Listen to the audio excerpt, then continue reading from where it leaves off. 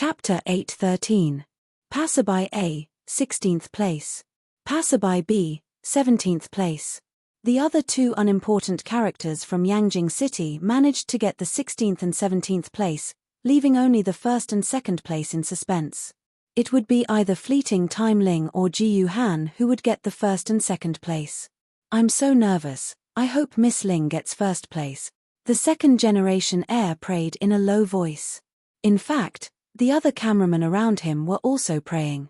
Most of the audience in Yangjing City were also praying. But in order to maintain suspense, the host didn't announce the final result for a long time, letting this kind of emotion ferment among the audience. "So you're also a liar," Gu Han's voice rang in Liuyan Ling's ears. "What did I lie to you about?" Liuyan Ling asked woodenly. "Do you remember the first time we met? You told me your results weren't up to standard and that you needed me to help you cheat. Have you forgotten?" Gu Han's voice rang in Liuyan Ling's ears softly, like a green foxtail constantly teasing Liuyan Ling's ears, teasing Liuyan Ling's constantly trembling heart. "But now you got second place. The difficulty of this exam is more than 10 times that of the previous one. Are you lying to me?" Gu Han said unhurriedly. "You also swindled something precious from me. Otherwise, what right do you have to talk to me now?" Liuyan Ling retorted bluntly. Gu Han could only smile bitterly when he heard this. In fact, Gu Han didn't have to tease Liuyan Ling at all, but for some reason, when he saw Liuyan Ling's eyes filled with hatred, Gu Han's heart actually ached a little. This was also the reason why Jiyu Han had draped his cloak over Fleeting Time Ling, who was wearing the same thin clothes as Fleeting Time Ling. It was also the reason why Jiyu Han was trying to provoke Fleeting Time Ling. It was as if you suddenly pulled the hair of the girl sitting in front of you in class. Your original intention was not to tease her, you just wanted to attract her attention. However, the shy youthful, you couldn't think of any other way to attract the other party's attention and obtain the opportunity to speak with the other party, even if it was your name. Doing so would only destroy your originally unimportant image in the other party's heart. The sword spirit of Sai Hall stood quietly on the VIP stand of the martial arena, scanning the swordbearers below the stage. He was holding a brand new notebook in his hand. Although this notebook had just been bought not too long ago, most of it had already been flipped through, and it was filled with densely packed records. Clearly, those famous swordbearers who thought that everything would be fine after the destruction of the black notebook had miscalculated. The sword spirit of Sai Hall hadn't forgotten about them. There weren't many VIPs in the VIP stand today. In the past, the higher-ups of the swordbearers were very interested in the BA Academy tournament. They wanted to see if there was any powerful new blood in the various cities. They might even be able to see the shadow of a few future sword immortals and future Gendi.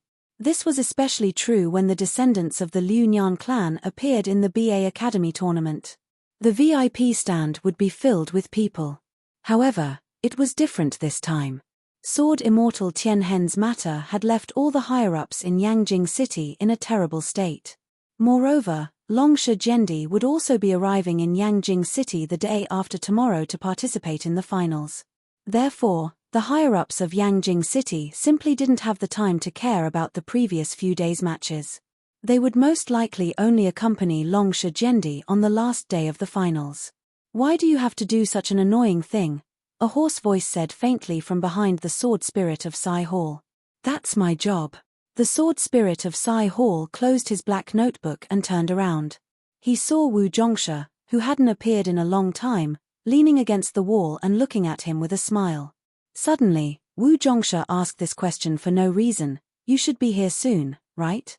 This question didn't have a subject, actually, there was one, predicate, or object. It was simply an incomprehensible question. The sword spirit of Sai Hall seemed to know why Wu Zhongsha was asking this question.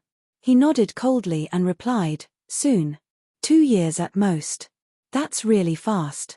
Our plan can be brought forward again." Wu Zhongsha smiled and walked to the sword spirit of Sai Hall's side. He looked at the thrones and the participants sitting on them. "How is it? How many names did you add? There aren't many true talents." "There are only 7, the sword spirit of Sai Hall answered. "TSK, TSK. 7 is not a lot. You've included the most important talents in the 8 base cities in the next 10 years, or even 20 or 30 years. If one of the 7 dies, the chairman of the base cities will go after you. If all of them die, your father, Dragon Sure, will be forced to imprison you forever. Wu Zhongshe seemed to be reminding the sword spirit of Sai Hall, but at the same time, he seemed to be instigating the sword spirit of Sai Hall. He has his mission and I have my principles. There is no conflict. The sword spirit of Sai Hall remained indifferent. Never mind. It's none of my business. Right, I heard that you had a conflict with that young man sitting on the thrones. If you think it's troublesome, do you need my help? Wu Zhongshe changed the topic to Guhan. It's not troublesome. We'll talk about it when he comes back alive from the Shanhai Pass. The sword spirit of Sai Hall might be saying that it was nothing, but Wu Zhongshe noticed that the sword spirit of Sai Hall was tensed up. It was evident that the sword spirit of Sai Hall was not as indifferent as he sounded. I have a history with that kid. He knelt in front of me and begged me to accept him as my student. At that time, I gave him a condition and even took a royal seed as a deposit. However, I didn't expect Liu Lei to interfere in the matter. Now that I think about it, it's such a pity. If I hadn't acted tough, Liu Lei wouldn't have accepted such a talented person as his student. If he could help me, the success rate of our business would be much higher, Wu Zhongshe said with pity. I don't know if he will accept my condition or not. Otherwise, I can break the rules and share an apprentice with Liu Lei. He won't be able to live past next year anyway. That apprentice will be mine alone. After saying that, a radiant expression appeared on Wu Zhangshifang's face. It was very different from the cold and arrogant Wu Zhangshifang that everyone else knew. What condition did you give him? The sword spirit of Sai Hall asked curiously with a stiff expression. First place in the ancient sword grade competition, Wu Zhongshe rubbed his chin. Then he changed it to first place in the treasured sword grade. Don't even think about it. He is now the first place in the famed sword grade. You won't have a chance. The sword spirit of Sai Hall left the VIP stand after he finished speaking. Only Wu Zhongshe was left standing there, deep in thought. Liuyan Ling's total score is 985 point. After the audience's curiosity and suspense reached its peak, the host, who had been silent all this time, finally began to announce the final results. The first to be announced was Liuyan Ling's score. She had scored 985 points, which was only 15 points away from 1,000 points. This was a terrifying score in this era where everyone was not good at exams. Done. This time, we're safe. The cameraman with the clairaudience let out a long sigh of relief. The other cameramen immediately hugged each other and shouted excitedly. The audience in the stands also shouted excitedly and blew their whistles loudly. The audience in front of their televisions also banged their tables.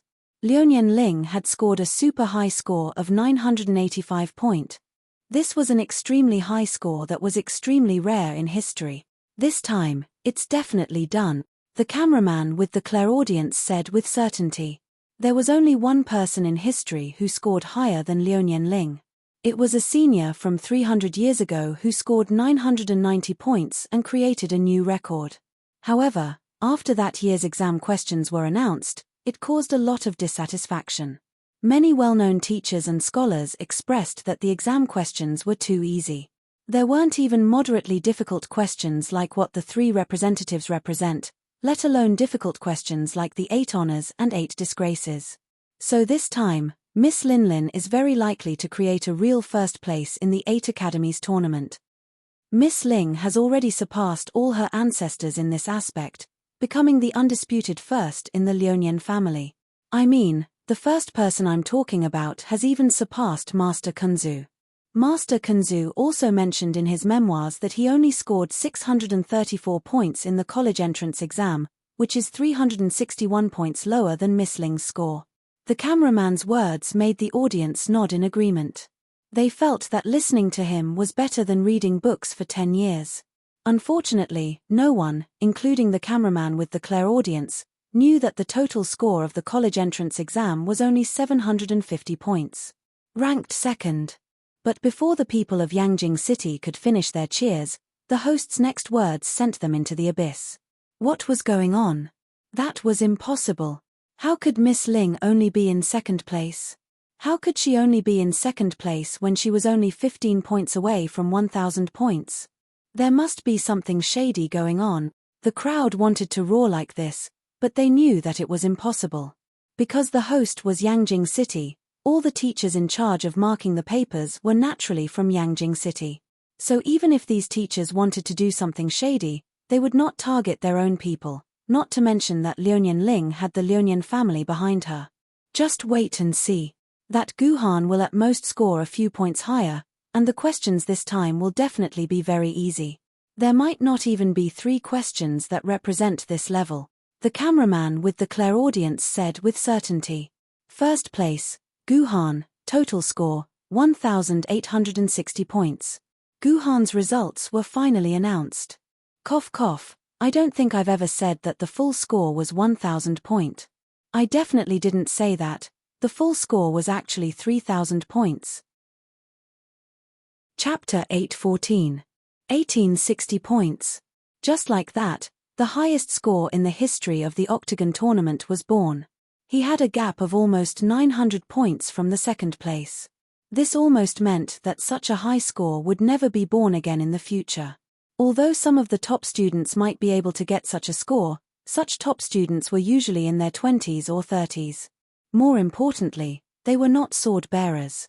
Even if there were a few rare top students who became sword bearers, it was impossible to become a treasure sword bearer within a year and obtain the minimum qualification to participate in the Octagon tournament. Therefore, unless a sword bearer who was even more talented than Guhan was born in the future, this record would probably be maintained for hundreds or even thousands of years. Whether it was the stands around the arena or in front of the TV, all the spectators were silent. They had already realized that they might have witnessed a record that would last for hundreds or even thousands of years. They should have jumped excitedly to celebrate the birth of this record, but when they remembered that this record was created by the Yuzhang guy and that he had even pushed the proud Liunian family of Yangjing City to second place, these spectators could not be happy at all. What? It's just an exam, not real strength. What's there to be proud of? These spectators could only comfort themselves like this to ease the unhappiness in their hearts. However, the way they looked at Guhan had changed.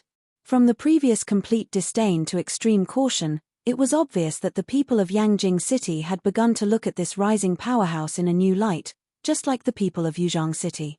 Abdul Muhammad, ranked 23rd, Olaf, ranked 22nd, O'Neill, ranked 21st, Obama, ranked 20th, and George H.W. Bush, ranked 19th, please leave the arena. The host's indifferent voice rang through the entire martial arts arena. 3 contestants had already chosen positions that were not in line with them and ended up being eliminated.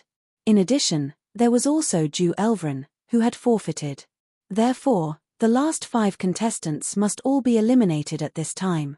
Abdul Mohammed, who was originally in 6th place, had replaced his place with Ashima, so the contestant who was originally at the top of the rankings had no choice but to dejectedly leave the arena. The most unlucky ones were the Los Angeles Skeleton Brothers. These 3 unlucky kids did not even have the right to participate in the second round of the tournament. They were all eliminated. As a result, Ukla ended up in last place, which was 1 place lower than last year's result. The sword spirit, who was leading the team from Ukla, was so angry that his face was as black as charcoal. He left the arena without saying a word. However, the Skeleton Brothers did not seem that sad.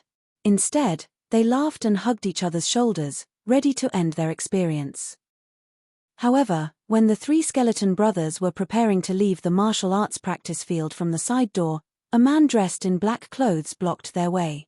"Hello, I am the Sword Spirit of Gui Hall," the Sword Spirit of Gui Hall said to the 3 Skeleton Brothers while holding a small book in his hand. Guhan has obtained 24 points, Jin Yujia has obtained 22 points, Harry Chong Ruo has obtained 22 points, Ladia has obtained 18 points, Liunian Ling has obtained 18 points, Andreevich has obtained 18 points, Munich has obtained 18 points, Lubai has obtained 10 points, Ashima has obtained 10 points, Abdullah has obtained 10 points, Beckham has obtained 10 points, Bear Grylls has obtained 10 points, Passerby A has obtained 10 points, Passerby B has obtained 10 points, and Leslie Dracula has obtained 10 points. The host announced the scores of the contestants according to the results of the first round. The points were based on different levels. Guhan, who sat on the first level, had obtained 24 points. The person on the second level had obtained 22 points, the person on the third level had obtained 18 points, and the person on the fourth level had obtained 10 points. However, some people might find it strange. Liuyan Ling had obtained the second place overall, so naturally, she should have obtained 23 points. Why did An Zhao, who was in the fourth place, obtain 20 points? This was related to the order that Liuyan Ling had chosen at the beginning. According to the rules of the organizing committee, after each round, the order would be filled up according to the original order. In other words, the order would be filled according to the original order, and then the order would be filled according to the results. For example, after Leslie Dracula's position on the second level was vacated, the contestant with the best result on the third level would be chosen. In other words, Harry Chang Ruo would be placed on the second level instead of Liuyan Ling, who was in the second place but sat on the fourth level. Of course, since Liuyan Ling had the best result on the fourth level, Liuyan Ling would be placed on the third level first. That was the general rule. If one still didn't understand it, then there was no need to think about it. The remaining contestants on the thrones ascended according to the order of their ranking, and the first 4 levels were all filled up. The vacated 5th level was quickly cleaned up by the staff, leaving only the empty steps there, as if narrating the unwillingness of all the contestants. Among the remaining contestants, Leslie Dracula was probably the most unwilling. This proud little girl had never expected that after the first round of the competition, she would be the only contestant left in the whole of Buenos Aires. Moreover, she was in the last place among the remaining 15 contestants of Bright Moon. She was already on the verge of being eliminated in the next round. This situation was simply terrible. Of course, if Leslie Dracula was a little more open-minded, she would be very happy to find that at least her 7th place was secured. Compared with last year's result, she had improved by 1 place.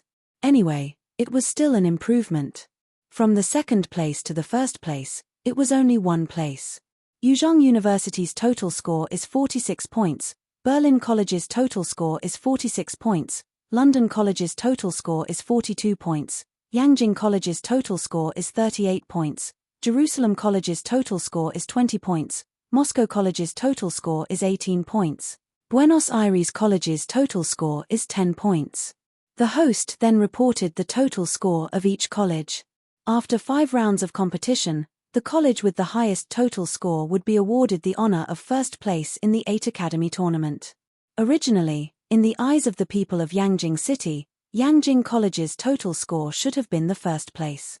However, they didn't expect Guhan, the Yuzhong guy, to suddenly interfere, causing Liuyan Ling, who originally had an unparalleled score, to only get 18 points, placing her in the 4th place overall.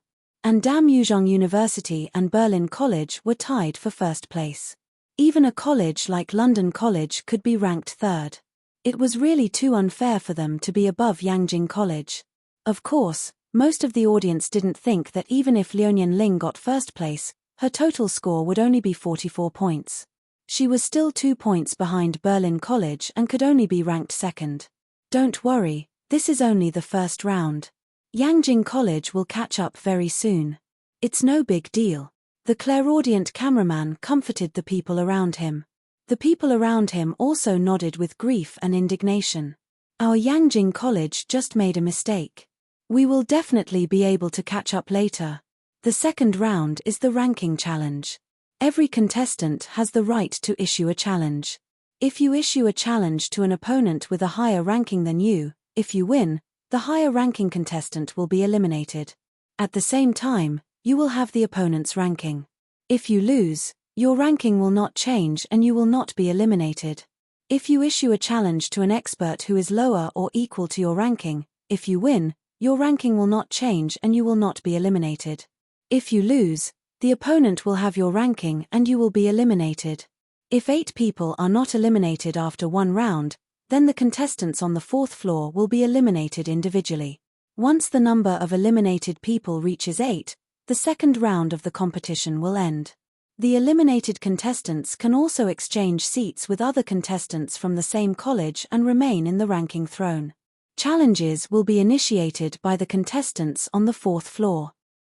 The host explained the rules of the second round of the competition clearly, and then the second round of the competition officially began. Leslie Dracula, please start your ranking challenge. The host continued.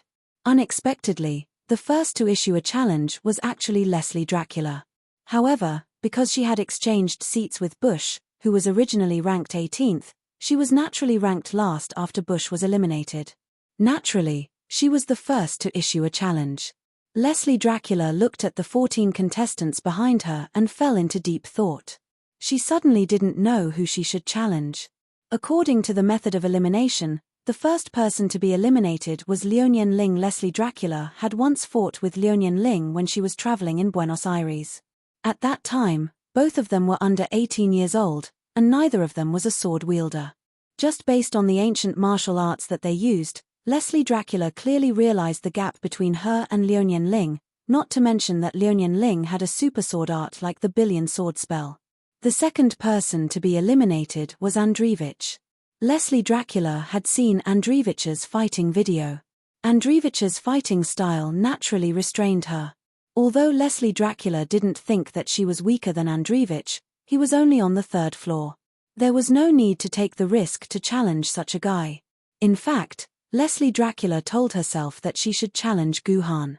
However, when she was about to say Guhan's name, she inexplicably hesitated from the bottom of her heart. It seemed that she didn't want to see Guhan be eliminated. Forget it.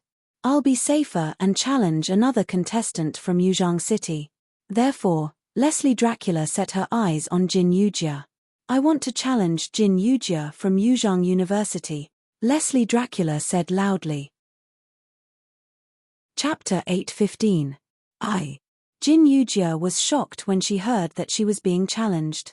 She immediately turned her head to look at Guhan, as if she wanted to get an answer from Guhan. Whatever. Just do your best. Guhan said calmly. Jin Yujia was only a sword wielder of the treasure sword rank. Guhan could only play a small trick in the first round. Keeping her in second place for one round was already his limit. It was simply impossible to replicate the success of the first round. Famous sword rank sword wielder Leslie Dracula challenges treasure sword rank sword wielder Jin Yujia. Because the highest battle strength of both parties is at the treasure sword rank, only sword ladies of the treasure sword rank and sword ladies of the ancient sword rank are allowed to battle. The host continued to announce.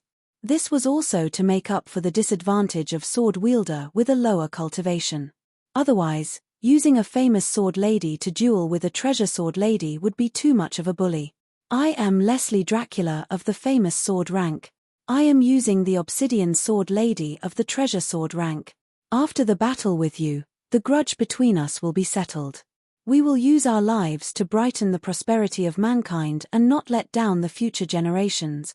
I am Jin Yujia of the treasure sword rank. I am using the clear wind sword of the treasure sword rank. After the battle with you, the grudge between us will be settled. We will use our lives to brighten the prosperity of mankind and not let down the future generations. After the standard opening remarks of the duel, the first challenge of the second round officially began. Well, in fact, there was nothing much to say about this match. Although Jin Yujia was also one of the best sword bearers in this year's Yuzhang Academy, her Qingfeng sword was ranked 87th in the treasure sword record, which was a few ranks higher than Leslie Dracula's obsidian sword. Because she had the resources from the Dracula family, her obsidian sword had already completed all 9 sword scars, allowing her to use her ultimate skill. On the other hand, the Qingfeng sword was not so lucky. Before Jin Yujia became a sword wielder, she was just a child from an ordinary family. Although with the help of Yuzhang University's resources, the clear wind sword's mark had been deepened to the 3rd grade, the difference between a single ultimate move and a sword lady's was huge. A sword lady with an ultimate move and a ship lady without an ultimate move were completely different. If not for Guhan's amazing swordsmanship, it would have been very difficult to turn the tables. Moreover, Leslie Dracula was a famous sword wielder, and the amount of sword essence in her body was far greater than Jin Yujia's. This was a duel that had already been decided since the beginning of the competition. Although the Dracula family was a family with a long history, there didn't seem to be a person like the Swordmaster in the history of the Dracula family. Leslie Dracula naturally couldn't fight with her obsidian sword like the Swordmaster. On the other hand, Jin Yujia was a child from an ordinary family, so it was even more impossible for her to be a Swordmaster. Therefore, this duel was only a duel between two sword ladies. After the battle officially began, Jin Yujia displayed her excellent leadership skills. Under her command, Lady Clearwind used quite a few unexpected tactics. Her skills were also released at just the right time. Unfortunately, the difference in strength between the two was too great. The Obsidian Lady relied on her absolute advantage in attack and shield to defeat the Qingfeng Lady. During the entire process, the Qingfeng Lady didn't even use her skills a few times. Leslie Dracula still perfectly concealed her abilities. TMPH, just wait to be defeated by Big Sister Ling. Leslie Dracula, who had returned to the second floor, waved her fists at Guhan. Guhan didn't respond at all. This heartless girl. Did she forget the benefits Guhan gave her last night? The second person to challenge was Passerby B from Yangjing City. This nameless passerby stood up angrily. He turned around and was about to point at Guhan's head and issue a challenge to Guhan. However, before he could speak, he was interrupted by a cold voice. Don't challenge him. Even 10 of you won't be a match for him. The one who spoke was naturally Liuonian Ling, who had a deep understanding of Guhan's strength. Liuonian Ling clearly knew that in the entire throne, she was the only one who could fight Guhan. Apart from her, the others who dared to challenge Guhan were all wasting their time. Miss Ling, don't be fooled by him. I don't believe he is a match for my rainbow sword, Passerby B said proudly. He didn't expect this passerby's sword mistress to be the rainbow sword. This sword mistress ranked 37th in the famous sword mistress looked very powerful. Liuonian Ling snorted coldly and didn't speak anymore. Anyway, people who challenged people who ranked higher would not be forcibly eliminated. It was just a pity that they would lose a chance to enter the next floor. I want to challenge the contestant from Yuzhang University, Guhan. Passerby B announced his decision loudly and proudly, which caused a burst of enthusiastic cheers from the onlookers. They shouted in unison, "Come on, Passerby B, drive all these incompetent Yuzhang people back to Yuzhang City." Hearing the crowd cheering for him, Passerby B's fighting spirit was even more exuberant. He pulled out his rainbow sword and pointed the tip of the sword at the tip of Guhan's nose. Despicable villain, do you dare to fight me? Since someone was seeking death, Guhan could only fulfill his wish. I am a famous sword mistress sword wielder, Guhan. I use the sword mistress sword wielder, the Juzi sword. I am a famous sword mistress sword wielder, Passerby B. I use the sword mistress sword wielder, the rainbow sword. After saying the fixed opening lines, the competition began. In the end, Guhan chose the Juzi sword as his famous sword mistress sword. This also meant that Guhan could only use the Juzi sword to compete in public. Otherwise, if others knew that Guhan had a Chijian sword, it wouldn't be fun anymore. But after thinking about it carefully, the Juzi sword and the Chijian sword were exactly the same, just a little different in color. If there was really no other way, he could use the Chijian sword to fight. He just needed to think of a way to fool the problem of the color. After 3 minutes, the exciting competition that made the people of Yangjing City shout excitedly for Yuzhang people to go back to Yuzhang City came to an end. Passerby B sat on the ground with a face full of dirt. An expressionless Juzi stood in front of him, and sword mistress Qinghong's personal shield had been shattered. In fact, Guhan didn't appear as the sword master during the entire battle. Instead, he handed the entire battle to Juzi, who was the sword mistress, and let her use her own body to fight. Otherwise, it wouldn't have taken 3 minutes. Perhaps 20 seconds would have been enough.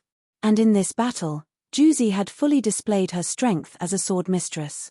Even if Guhan wasn't the sword master, Juzi could still easily win with her own strength. In fact, as the opponent of the rainbow sword, the Juzi sword still had a huge weakness. That was that Juzi didn't have a deep sword mark. She was still a 9th-grade swordmistress and could only use her basic skills. And the effect of the Juzi sword's basic skill, the ancestor of the demon, was to rely on every demonic swordmistress around her to increase all her attributes by a different ratio for a certain period of time. And the opponent of the Juzi sword, the rainbow sword, was a genuine martial swordmistress. This way, the Juzi sword's basic skills were not much different and had no effect at all. On the other hand, the cyan rainbow sword, with the help of the rich and overbearing Yang Jing Academy, had already reached the 3rd level. It had activated 3 skills other than its ultimate move. In terms of skills, it completely crushed the orange sword, just like how the obsidian sword had crushed the clear wind sword. However, Juzi still won cleanly. This was because Juzi's swordsmanship was superior to the green rainbow sword. It had to be known that sword mistress Qinghong wasn't some weak sword mistress. The rainbow sword and the heavenly sword were originally the swords of the ambitious and ruthless Cao Cao. Later on, the rainbow sword fell into the hands of the white horse war god Zhao Yun and became his divine weapon. So sword mistress Qinghong's swordsmanship could be said to be a combination of the martial arts of Cao Cao and Zhao Yun. Her swordsmanship was one of the best among the famed sword mistresses. If there was a ranking of swordsmanship, she could be ranked in the top 10. But even with this kind of swordsmanship, the rainbow sword was still crushed by Juzi sword. In that 3-minute battle, the rainbow sword displayed countless exquisite sword moves and unimaginable swordsmanship to the spectators. Normal sword mistresses would not be able to withstand such swordsmanship a long time ago. Juzi was like a robot in the face of such swordsmanship. Every stroke of her sword was very mechanical, as if it had been programmed in advance. It was fixed and stiff, and there was no sign of life in it. Logically speaking, this kind of swordsmanship should be nothing more than dust in the eyes of a true swordsman. However, every time Juzi attacked, he just happened to hit the weak points of Goddess Qinghong's swordsmanship. Not only did he render Goddess Qinghong's attacks useless, but he also took advantage of the gaps in her swordsmanship to launch attack after attack. Because he couldn't use any skills, each of Juzi's attacks were only basic attacks. He relied on these basic attacks, which did not have any bonuses, to forcibly destroy Goddess Qinghong's personal shield. Goodbye. Juzi sheathed his sword and prepared to return to Guhan's side. Wait. Goddess Qinghong, who hadn't said a single word, suddenly called out to Juzi. Why? How can your clumsy and mechanical swordsmanship defeat me? Why do you seem to be able to see through each of my attacks? Goddess Qinghong, who had lost the match, asked in confusion. It wasn't that she was unwilling to accept her loss. She just couldn't understand why she had lost. Juzi stopped moving. After staring blankly for a moment, he replied, "Swordsmanship is only about offense and defense. The offense and defense are unclear, so the momentum is lost." Chapter 8:16. Perhaps it was because those who challenged higher levels would not be eliminated, so after Passerby B was defeated, Passerby A still chose to challenge Guhan. The result was naturally tragic. Passerby A was no match for Juzi at all. She lasted 1 minute longer than Lady Qinghong and lost. Next was London College's Beckham and Bear Grylls. Passerby A and B had fully demonstrated Guhan's strength, so they did not choose to challenge Guhan. Instead, they chose to challenge Berlin College's Munich, who was sitting on the 3rd floor. This was because this was the only opponent they could defeat. Other than Munich, the opponents on the 3rd level and above were all famed sword-level sword-bearers. This was a challenge that Beckham and Bear Grylls, who were treasured sword-level sword-bearers, could not challenge. However, they never expected Munich to be so strong. These two people challenged Munich one after another and both failed. Munich also firmly defended their position. Munich's Blademaster was a martial arts Blademaster with strong physical strength. She charged forward like a chariot and forcibly defeated Beckham and Bear Grylls. However, when faced with Abdullah's challenge, Munich finally lost. Abdullah's Blademaster was actually a very rare mind control skill. Blademasters with strong physical bodies would more or less have some mental weakness. Once their minds were controlled by the opposing Blademaster, defeat was inevitable. As a result, Abdullah kicked Munich out of the 3rd level, and he took a step forward and was now in 3rd place. After Abdullah, it was the Saintess Ashima's turn. She was also the second ace contestant of the Elite 8 Academies tournament, a famed swordsman.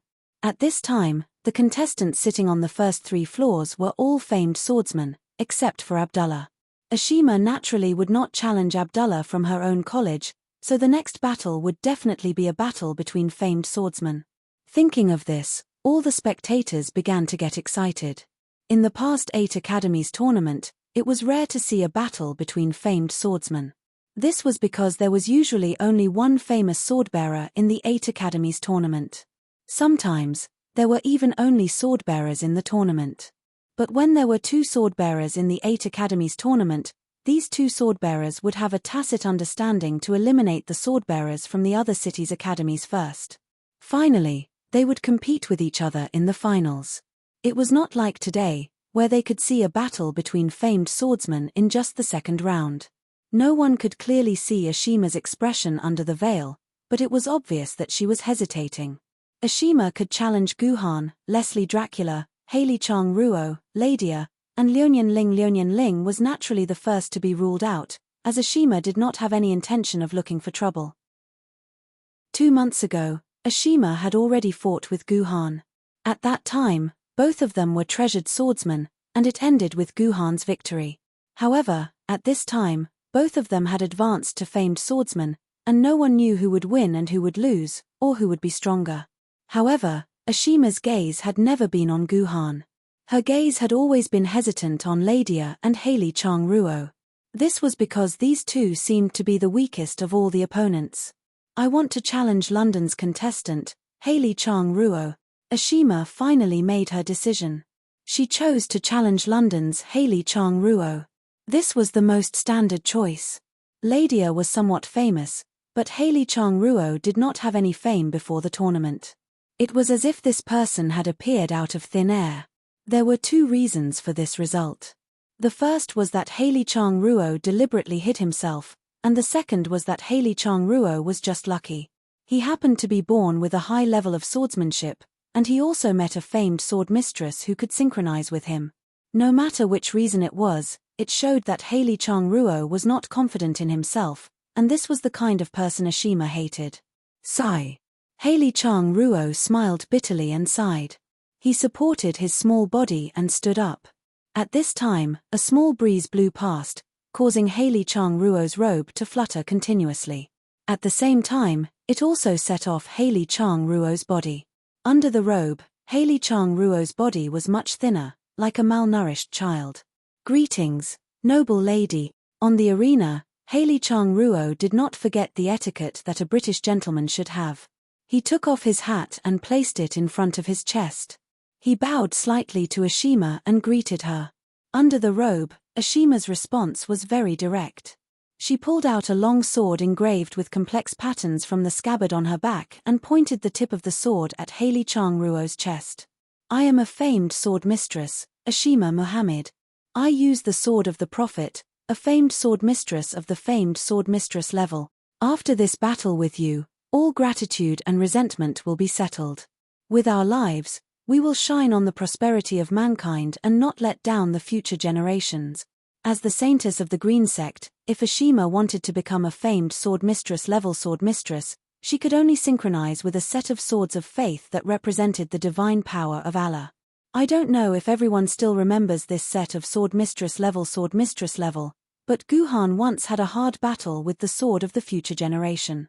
At that time, Guhan faced the Heaven Reliance 1 month later, which was the Heaven Reliance after the invasion of Yuzhang City. Now that he thought about it, the sword essence in Guhan's body a month later was about 20,000 quarks. At that time, Guhan only had about 6,000 quarks. It was an extremely difficult battle, and even the Heaven Reliance was stunned. Now that Ashima had become a famed sword mistress level, the sword of the Prophet that she used was naturally changed. This was a sword mistress that was even more terrifying than the sword of the future generation. I am a famed sword mistress level Harry Chong Ruo. The sword mistress I use is the famed sword mistress level Gryfinder sword. This was the first time Haley Chong Ruo revealed his famed sword mistress level. His famed sword mistress level was actually the demonic sword mistress Gryffindor sword that rarely appeared. Gryffindor sword was the same as the heavenly sword. They were both sword mistresses that would hibernate for hundreds of years and hated to appear. It had been 700 years since Gryffindor sword had first appeared, and in these 700 years, Gryffindor sword had only been synchronized 3 times. This was the 4th time Gryffindor sword had appeared. Gryffindor sword was not ranked very high among the famed sword mistresses, being in the 20s. However, her battle style was very unique, and was completely different from most sword mistresses. As for how unique it would be known from the next battle. Is it another boring Great 8 Academy's assembly? Gryffindor sword blurted out this sentence the moment she was liberated, and it made the audience feel extremely awkward. After the awkwardness, people started to get curious. Had Gryffindor sword participated in the Great 8 Academy's assembly before? Hence, people started to search for information, and they were shocked to find that Gryffindor sword had participated in the Great 8 Academy's assembly 3 times before. Gryffindor sword had only appeared 3 times before, which meant that she had participated in the Great 8 Academy's assembly every time she appeared. If Gryffindor sword wanted to participate in the Great 8 Academy's assembly, she had to let her swordsman become a famed swordsman within a year. How many swordsmen could there be in the world? It was almost impossible to encounter such a situation by natural luck. This meant that this was the result of Gryffindor sword's deliberate selection. Thinking of this, the audience seemed to understand why Gryffindor sword had appeared so few times. When she chose her swordsman, she would only choose those geniuses who had 10,000 quarks of sword elements within a year. That was why she had appeared so few times. The prophet will foretell your death. At the same time, the prophet's sword had also completed its liberation. It turned into a young girl in a green robe with a green scarf wrapped around her head. The young girl's expression was sacred and solemn, just like a noble deity from heaven.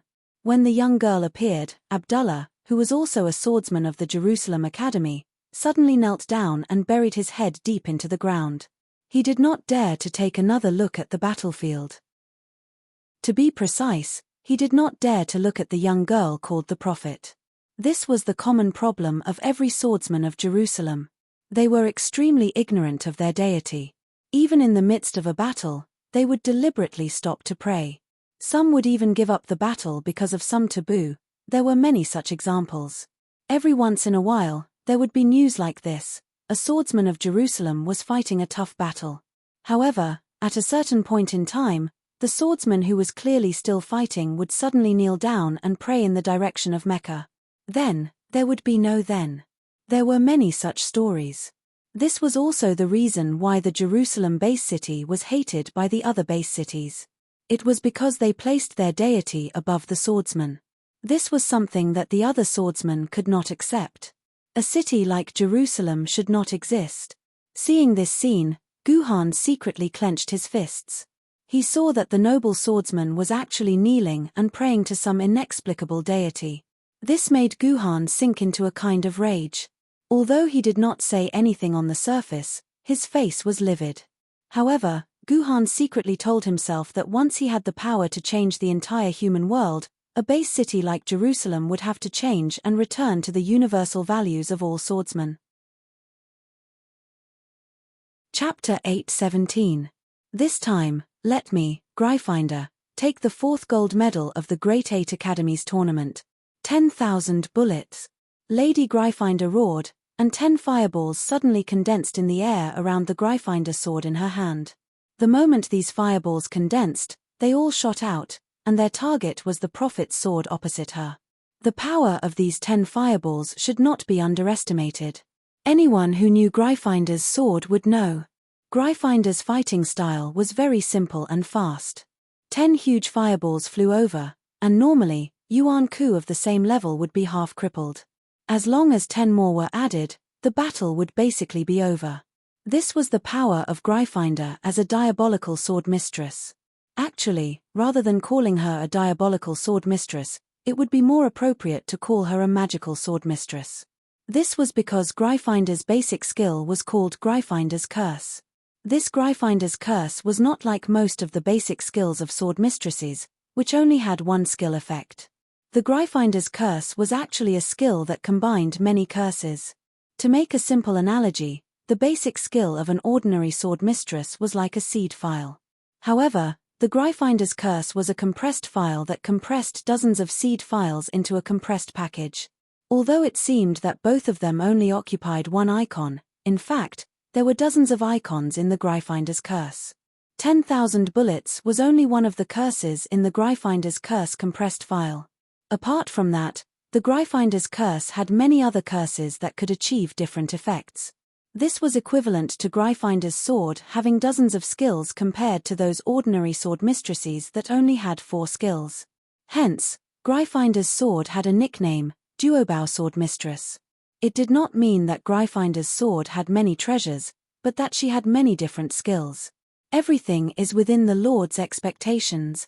The moment the fireball was launched, the prophet casually took a step to the left, and then his body stopped moving. At the same time, the 10 fireballs had directly hit the prophet's body. Just when everyone thought that the prophet's body would explode, the fireballs flew straight past it as if the prophet's body did not exist. What exactly happened? Why did the fireball just fly over? The audience was surprised and had no idea what had just happened. Only master swordsmen like Guhan and Liuonian Ling could see that the prophet was actually stuck between the gaps of the fireballs. The fireballs actually did not hit the prophet even once. This was just like a famous variety show from before the apocalypse called Here Comes the Wall. The contestants had to strike a specific pose and pass through a specially shaped hole in the middle of the wall. Otherwise, they would be dragged into the water by the wall. The reason why the prophet had to dodge was because the fireball was less than 10 centimeters away from the prophet's body. That was why the prophet's body wasn't hurt at all. This is the strength of the prophet goddess. The clairaudient cameraman sighed in admiration before explaining to the people around him, as the name suggests, the prophet goddess has the ability to foresee things. It was said that depending on the level of the wielder, they would be able to predict what would happen in the next 10 seconds to an hour. Just now, the prophet goddess must have predicted the trajectory of the 10 fireballs. Hence, she only took one step and dodged all the fireballs. Damn it! Gryfinder clenched his teeth and glared at the prophet opposite him. Earth spikes. Gryfinder only said 2 words, and the prophet goddess suddenly moved a few steps back. Then, more than 10 earth spikes protruded from the ground. If the prophet goddess had retreated a few tenths of a second later, she would have been pierced by these earth spikes. Amazing. She even predicted this. The audience did not understand, but the swordsman on the throne did. Just now, when Gryfinder had only used half of his skills and used his mental strength to lock onto the position of the control skill demonstration, the prophet goddess had already successfully predicted where Gryfinder's skills would be released. Seeing that his 2 waves of skills had failed, Gryfinder could not help but heave a sigh of relief. Don't think that he had only used 2 spells just now. In fact, these 2 spells were extremely powerful and had already consumed a lot of sword essence in Gryfinder's body. Don't think that she had only used 2 spells just now. In fact, the 2 spells were extremely powerful and had already consumed a lot of sword essence in Gryfinder's body. In contrast, the prophet goddess had only moved a few steps. She had only consumed a little bit of energy. From this moment on, the prophet goddess already had the upper hand. Let's see how you're going to dodge this. 10,000 bullets at once. The great god prophesied that pure water can erase dirty fire. Gryfinder waved his hand, and 100 fireballs appeared beside her in an instant. Then, these fireballs were all triggered in an instant, forming a dense net of bullets. Gryfinder's idea was simple. Can't you dodge? Then I'll weave a net for you that you can't dodge. However, someone really wanted to complain. You're already calling it 10,000 bullets at once, but why are there only 100 fireballs? Where's the promised 10,000 bullets? Objectively speaking, this was indeed a good idea. The prophet goddess's movement technique was not that great. She could not rely on her own movement speed to dodge the area covered by the bullets. Hence, the prophet goddess began to recite her god's prophecy at the same time that Gryfinder used 10,000 bullets at once. When Gryfinder's bullet fire net shot out, A clear stream of water flowed down from the prophet goddess's head and enveloped her entire body. Sizzle. It sounded like a red-hot piece of iron coming into contact with water, and then a burst of smoke came out. The fireballs that hit the prophet goddess's body were immediately extinguished by the water that poured down. Apart from making the prophet goddess's body wet, the true 10,000 bullets had no other effect. Damn it. This was the second time that Gryffindor had said the word damn it today. This meant that Gryffindor's heart had already fallen into extreme anxiety. No matter what kind of attack she launched, it was a terrible feeling to be predicted by the opponent. Come on, take another attack from me, 10,000 bullets. Gryffindor shouted indignantly. Then, she waved the Gryffindor sword in her hand, and 100 fireballs appeared around her again. Looking at it from afar, it gave off a scorching feeling. It would definitely not end well to be hit by such a fireball. The great god's prophecy. Pure water can wipe out dirty fire. At the same time, the water that had enveloped her appeared above the prophet goddess's head again. Ha ha ha ha, you've been tricked. Gryffindor laughed happily. She snapped her fingers, and the 100 fireballs around her disappeared in an instant. These are just some simple illusions. What foretelling the future? It's just **T. God has seen through everything about you. The prophet goddess said with her head lowered. The water around her also disappeared in an instant. It turned out that it was just a simple illusion. You. Gryffindor's face instantly turned red. The prophet goddess's words just now were like the most vicious mockery that kept ringing in her ears. She felt like she was a monkey wearing a crown and had become the target to be toyed with. Heart of Gryffindor. Gryffindor raised the sword in her hand, and a wisp of smoke floated out of the Gryffindor sword. In the blink of an eye, the smoke transformed into a majestic golden-haired lion. Its sharp eyes stared at its opponent as if it was ready to launch a fatal blow at any moment. That was the ultimate skill of the Gryffindor sword.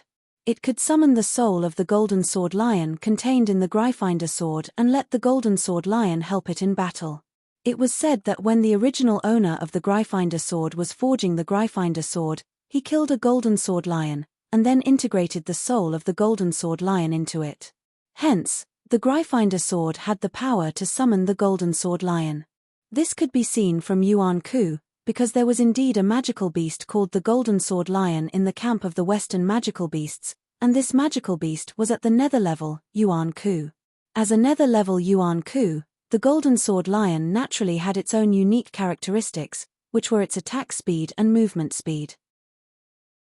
The speed of the golden sword lion was said to be comparable to the speed of a celestial sword or universe-level Yuan Ku. Using such speed to deal with a famous sword-level sword mistress was naturally successful. Even if she could predict the next attack of the golden sword lion, there was no way she could dodge it. That was Gryffindor's plan. Almighty prophecy. My left hand is enough to resist the attack of the golden sword lion. Suddenly, the prophet's sword said. Then, the golden sword lion that was in an attacking state attacked at the same time. The prophet did not dodge, and allowed the teeth of the golden sword lion to land on her left wrist. Crack!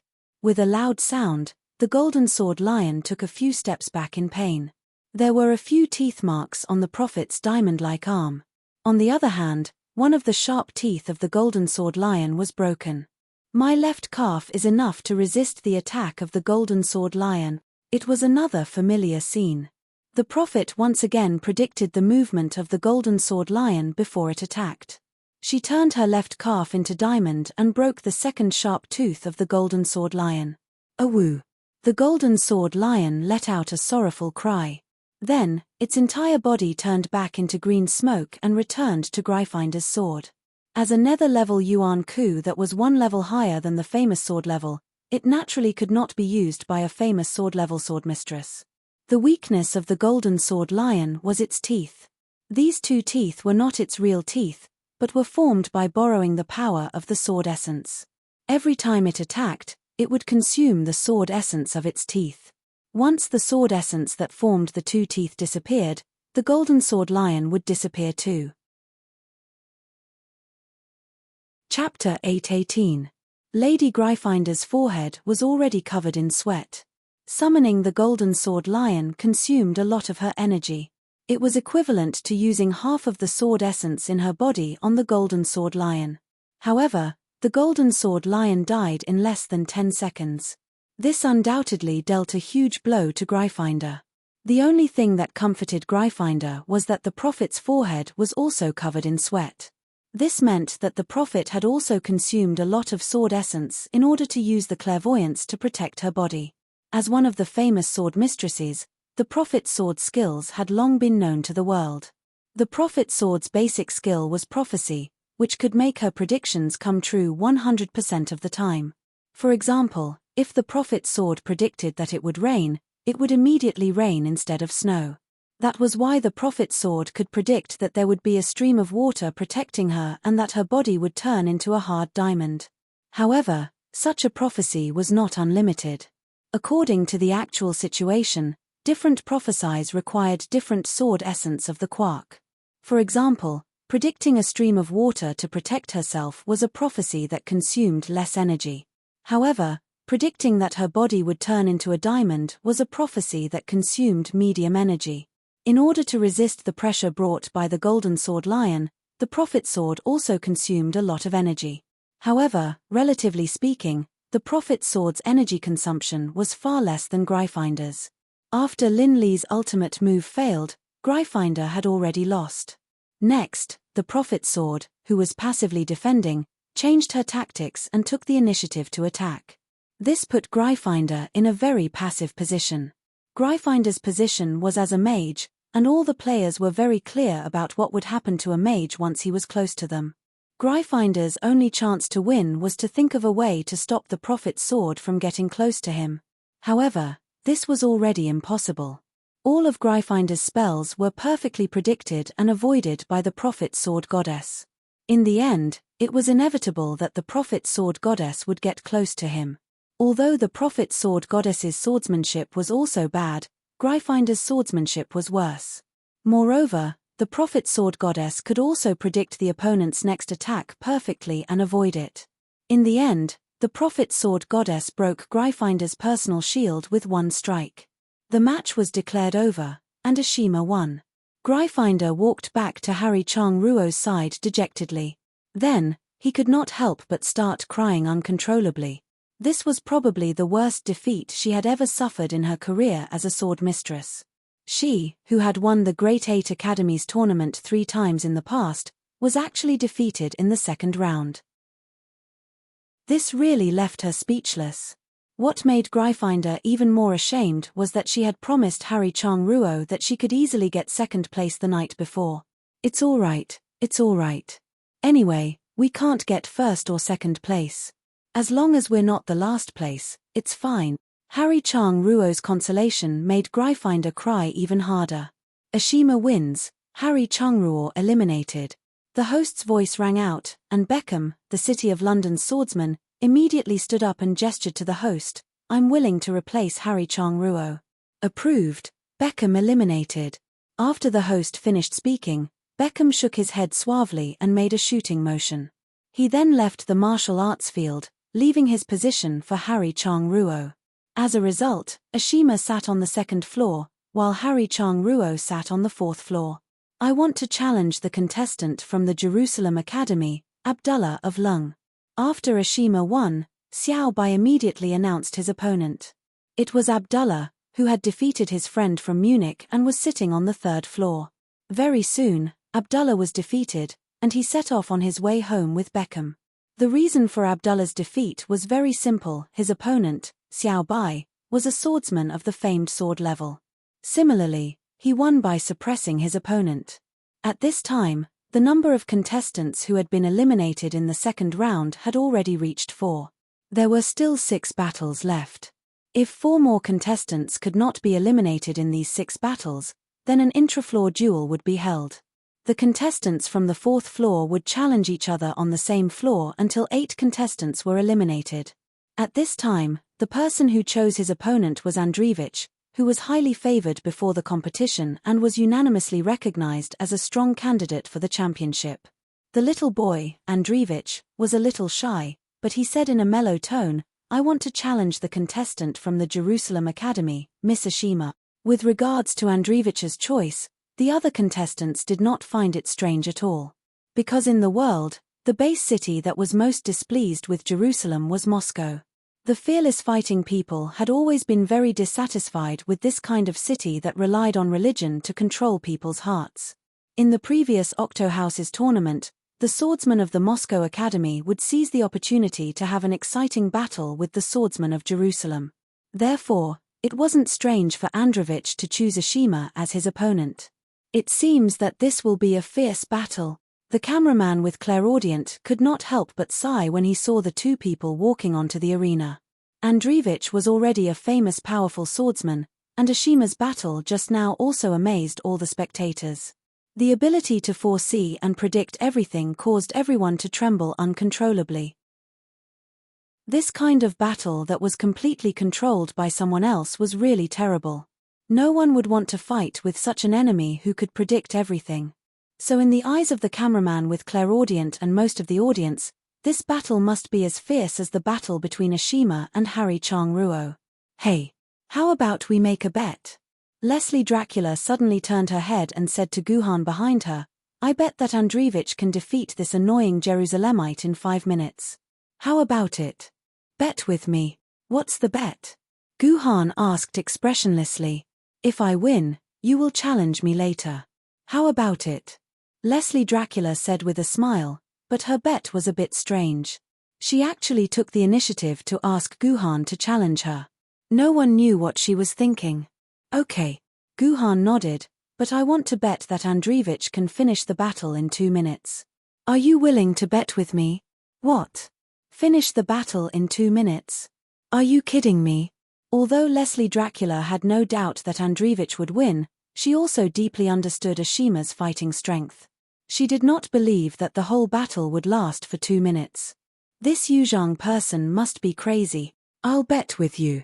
Leslie Dracula reached out her hand and put it in front of Guhan, indicating that she wanted to sign the bet by shaking hands with Guhan.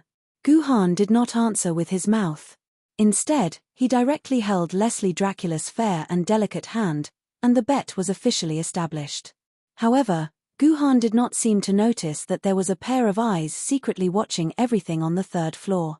His frosty face became even colder. This pervert. Liuyan Ling muttered softly. It seemed that the distance between her and Guhan was getting further and further apart. I lost. Leslie Dracula hung her head dejectedly. In less than 2 minutes, the all-seeing sword's protective shield had already exploded, leaving behind Ashima, whose expression could not be seen clearly, and Andreevich, who was holding the Vasilevich with an honest smile. This was a battlefield filled with lightning, and the duration of the battle was also like lightning. The entire process of the battle went like this. After the announcement of the start of the battle, Andreevich held the Vasilevich sword in his hand and dashed towards the prophet goddess like a bolt of lightning. And the prophet goddess, who had calmly dealt with all the enemy's attacks, seemed to have disappeared. The prophet began to panic. It seemed that not only could she not predict her opponent's next move, but she also could not use her prophecy ability. She just kept trying to escape from Andreevich's attack range. But that was impossible. Andreevich's movement speed was far higher than the prophet's. He was like a piece of dogskin plaster that could not be shaken off, clinging to the prophet tightly. On the other hand, the goddess of the prophet was brutally slashed by Andreevich in the most violent manner for an entire minute. Finally, the goddess of the prophet's protective shield was shattered by the lightning from the Vasilevich sword. Such a result of the battle stunned all the audience. They simply could not understand why the prophet's sword seemed to have changed into a different sword mistress. She had lost her prophecy ability and only knew how to run away. It wasn't until a spirit sword level sword bearer posted a post on the forum that the secret was revealed. The prophet's sword was still the prophet's sword, and her ability to predict the future had not disappeared. It was just that the future she foresaw was meaningless. Because in the prophet's sword's foresight, there was only one result in all the futures, and that was, she would be slashed by Andreevich's attack and her protective shield would be destroyed.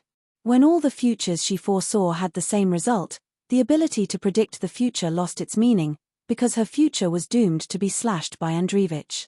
To put it simply, in the future foreseen by the prophet's sword, he would not be able to avoid Andreevich's violent attack speed. And all the calmness and confidence of the prophet goddess was based on the foreseen future of victory. Once she found that she had no future of victory, the prophet's sword would subconsciously believe that she would lose. With such a subconscious mind, she was doomed to lose in the future. Of course, there was a very important factor in this. It was the lightning effect of the Vasilievic sword, which could paralyze the prophet goddess for a short period of time. Although the paralysis time was very short and had almost no effect on melee combat, it could interrupt the prophet goddess's prophecy. But it could interrupt the prophet goddess's prophecy. Without the ability to prophesy, the prophet's sword, which only had the ability to foresee, was inferior to even the most ordinary famed sword mistress. Chapter 8:19. No one would have thought that the second team to be eliminated would be the Jerusalem City Academy led by the Saintess. Before this, whenever there was a Saintess, Jerusalem would always be in the top 3. However, this time, they were the second team to be eliminated, right after Los Angeles. When Ashma left, she was very calm, as if being the second to be eliminated did not make her feel that bad at all. This was because Ashma knew that although the Elite 8 Academies tournament this time was full of powerhouses of the younger generation, there were actually more than 10 famous sword-level contestants. However, with so many famous sword-level sword-bearers, most of them were just pitiful participants. The real champion would still have to be chosen between those two. However, before leaving, Ashma suddenly approached Liuyan Ling, then lowered her head and whispered something in her ear. This was the first time that the Saintess of Jerusalem had spoken to someone alone in the Elite 8 Academies tournament. The content of their conversation aroused the curiosity of the audience, but unfortunately, no one knew what they said. Ashma left in the end, which meant that Jerusalem Academy had failed. This was a topic that the audience would usually discuss for a long time, but at this moment, it did not cause any waves. This was because everyone's attention was on the next contestant. The pride of the people of Yangjing, Miss Liuyan Ling, was finally going to show everyone her strength. Seeing that their pride, Liuyan Ling, stood up, the audience cheered. They began to wonder who Liuyan Ling would choose as her opponent. In theory, Liuyan Ling did not have many choices. She could only choose from Guhan, Leslie Dracula, and Andreevich, who were on the first and second levels. Of course, Liuyan Ling could also choose from a contestant on the third or fourth level. However, this was meaningless. If she won, she would not be promoted, but if she lost, she would be eliminated, although it was impossible for Liuyan Ling to be eliminated. I want to challenge Yangjing City's contestant, Passerby B. To everyone's surprise, Liuyan Ling's opponent was not the 3 people on the first 2 levels, but Passerby B., who was from the same academy as her. Of course, there was nothing much to say. Passerby B was naturally defeated. However, it wasn't an ugly defeat. It actually lasted a full 5 minutes under Liuyan Ling's attack before Liuyan Ling destroyed its protective shield. Of course, this was the result of Liuyan Ling deliberately suppressing her strength. Liuyan Ling only used the simplest of sword techniques to fight. She didn't use any skills during the entire fight, so it wasn't surprising that a passerby could last for 5 minutes. Big brother, can you analyze why Miss Linlin wants to challenge our own people from Yangjing City? The cameramen all asked the experienced cameraman with the clairaudient.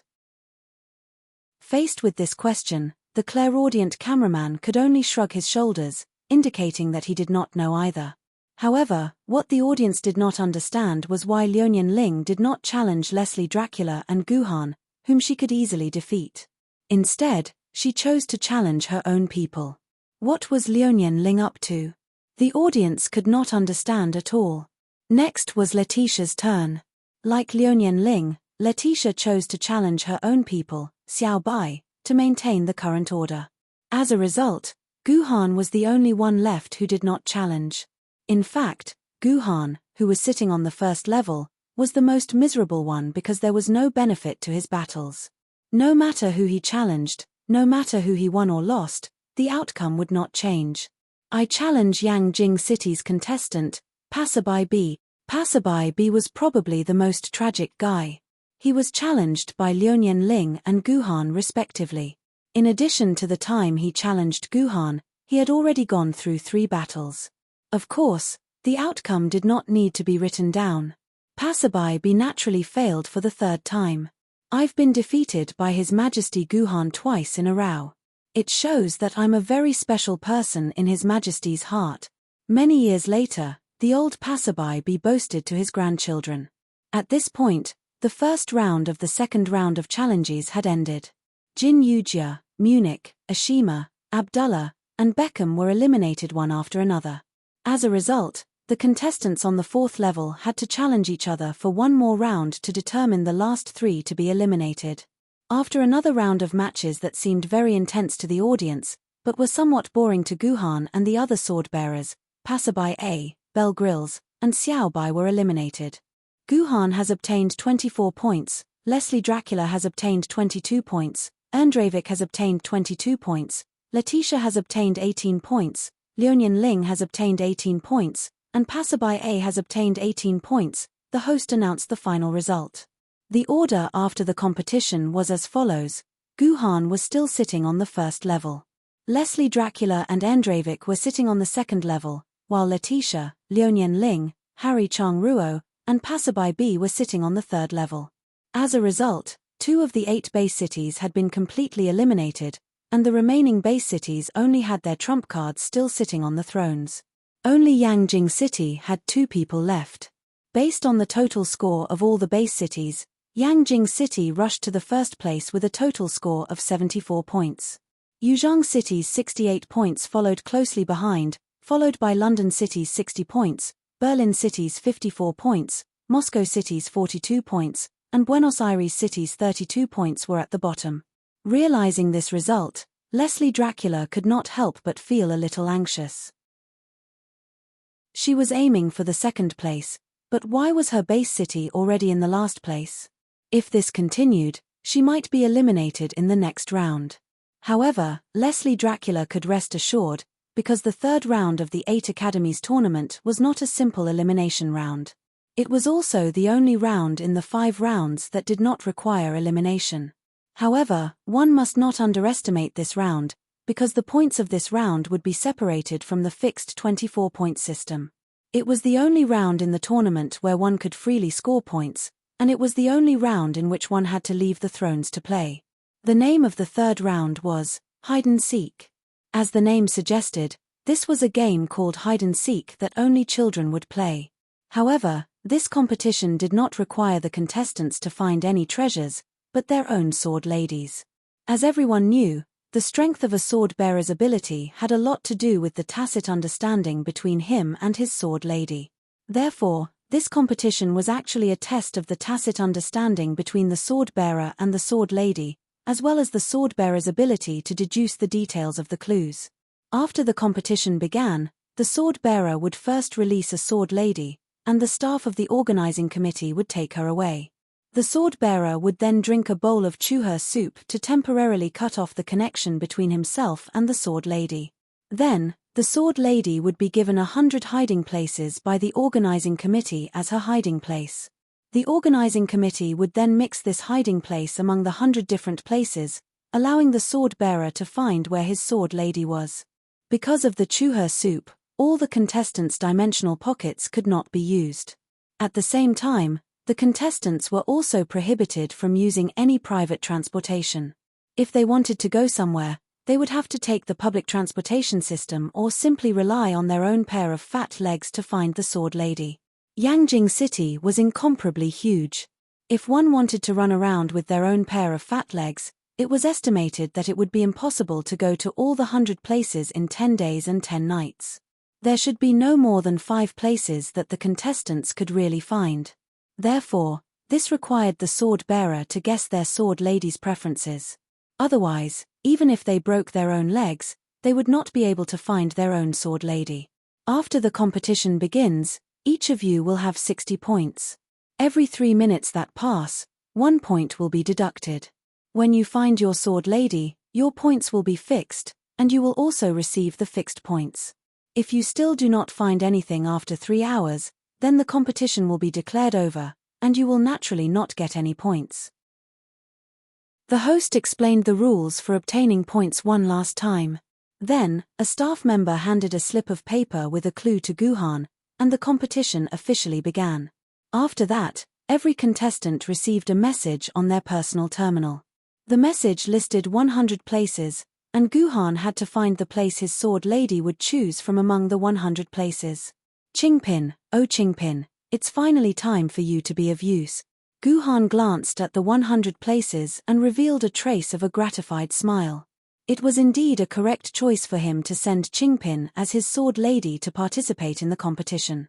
While Guhan was observing these places, the other contestants rushed out like arrows released from a bow, and began to madly rush towards the first place they had determined. Guhan, on the other hand, leisurely walked out of the martial arts arena. What place would Qingpin, that adorably annoying glutton, choose? Guhan did not need a brain to guess. Naturally, it would be something related to eating, and furthermore, it would be something related to meat. And among the 100 places, Guhan immediately saw the name of a Chanel pork restaurant. What else was there to guess? Qingpin would definitely choose that place and eat without restraint. The only pity was that this Chanel pork restaurant was a bit far from the martial arts arena. It would probably take Guhan half an hour to get there on the city rail. Forget it, if it was far, then so be it. Guhan shook his head and hurriedly took the city rail. Sure enough, after half an hour, he arrived at the Chanel pork restaurant that was still open for business. Through the glass from afar, Guhan could vaguely see a small figure directly sitting at the table, grabbing the pork and eating to his heart's content. Qingpin. But when Guhan walked into the restaurant and stood next to the table, he was shocked to find that the person eating and drinking to his heart's content wasn't Qingpin at all, but someone else that Guhan had never thought of. Jiyu Xuanwu, why are you here? Chapter 820. Jiyu Xianwu, why are you here? Guhan once again asked this question, because Guhan clearly handed Jiyu Xianwu over to the 3 Egyptian gods for protection, and let her stay outside the city with peace of mind. But how did she suddenly appear in the city? I haven't been to Yangjing City yet, can't I see what it looks like here? Jiyu Xuanwu pouted his mouth in dissatisfaction. Oh right, you came at the right time. This guy keeps circling around me asking for money. I already told him that I have no money, but he still keeps asking me for money. You can help me pay for him. The person Jiyu Xianwu was talking about was the lobby manager standing next to him with an awkward face. Hearing Jiyu Xianwu let Guhan pay, the lobby manager said with relief, Sir, thank you for your kindness. Your girlfriend has spent a total of 180,000 renminbi. Do you want to pay in one go, or pay in installment? It seemed that the lobby manager did not expect Guhan to be able to pay Jiyu Xianwu's bill in one go, so he took the initiative to pay in installments. You and Qingpin are related by blood, right? Eating a meal at Chanel costs 100,000 renminbi. By the way they sit at the table and eat is exactly the same as Qingpin. They can't really be locked up together for a long time, they are actually so compatible. Guhan thought silently in his heart, and then happily paid Jiyu Xianwu's bill in one go. The lobby manager was so happy that his face turned into a chrysanthemum, and he kept bowing to Guhan. How long have you been here? Guhan suddenly asked. 2 hours and 7 minutes. Jiyu Xianwu answered accurately, as expected of Guhan's daughter. She was so sensitive to the calculation of time. Then have you seen Qingpin come here? Guhan asked. Aunt Qingpin? Has she been here? Jiyu Xianwu immediately looked around, then shook his head. Aunt Qingpin definitely hasn't been here, otherwise I would definitely be able to smell her. That's strange, Qingpin actually didn't come to Chanel. Guhan's calculation was actually wrong. This made Guhan feel a deep sense of defeat. In his mind, he kept recalling the names of the 100 places he had just mentioned, trying to see if he had missed any. With Qingpin's greedy personality, she actually gave up the temptation of Chanel. There must be something more tempting to her. Jiyu Han started his analysis from the perspective of a poor person. Think about it, in a poor person's outlook on life, what is more important than food? Wait, in Qingpin's view, is there really something more important than eating? Guhan sadly found that after thinking for a minute, he still couldn't figure out what in Qingpin's heart could be more important than eating. Could it be sleeping? Qingpin had two hobbies, eating and sleeping. Qingpin spent more than half of her life sleeping, and she especially liked to sleep in Guhan's baby pouch. She often slept for an entire day and night. But there was one thing, unless it was a special situation, when it was mealtime, our Qingpin would immediately jump out of bed, never missing a single meal. From this point, it was very obvious that Qingpin loved to eat far more than she loved to sleep. Therefore, Ji Han didn't even think about sleeping just now. But since eating wasn't right, then he could only think of places related to sleeping. Coincidentally, among these 100 locations, there were 2 furniture markets, which had a lot of soft beds. Maybe Qingpin was sleeping on one of them. Among these 2 locations, one was very close to Guhan's current position, about 5 minutes away, so Guhan prepared to walk there, to see if Qingpin was sleeping on a certain bed. Go, follow me. Guhan grabbed Jiyu Xuanwu's hand, and pulled her out of the Chanel restaurant, ready to go to the nearest market. And the moment Jiyu Xuanwu's hand was grabbed by Guhan, it could be seen that Jiyu Xuanwu wanted to instinctively resist, trying to break free from Guhan's hand. But Jiyu Xuanwu immediately stopped her instinct, her face was red, and she let Guhan lead her to jog all the way. Don't misunderstand, this was not a shy blush, but a warm blush, a blush produced after feeling the warmth of a family. If what Jiyu Xuanwu said was true, then this pitiful child had never been held by his father since he was born. How did you become a human? In fact, when Jiyu Xuanwu clearly appeared in front of him, Guhan had already discovered that Jiyu Xuanwu and the Jiyu Xuanwu he met outside the city before had a fundamental change. This change was not in appearance, but in physique. The Jiyu Xuanwu that he saw outside the city was a Yuanko that exuded the unique aura of Yuanko from head to toe. But the current Jiyu Xuanwu was the complete opposite. Inside and outside, she had completely become a human. Probably this was the reason why she could only move around in Yangjing City. Speaking of which, this is somewhat similar to Sho Sho. Guhan secretly thought. I am the daughter of a human and Yuan Ku. Naturally I have the characteristics of a human and Yuan Ku. Jiyu Xuanwu explained in a low voice, as long as I am willing, I can freely switch between human form and Yuan Ku form.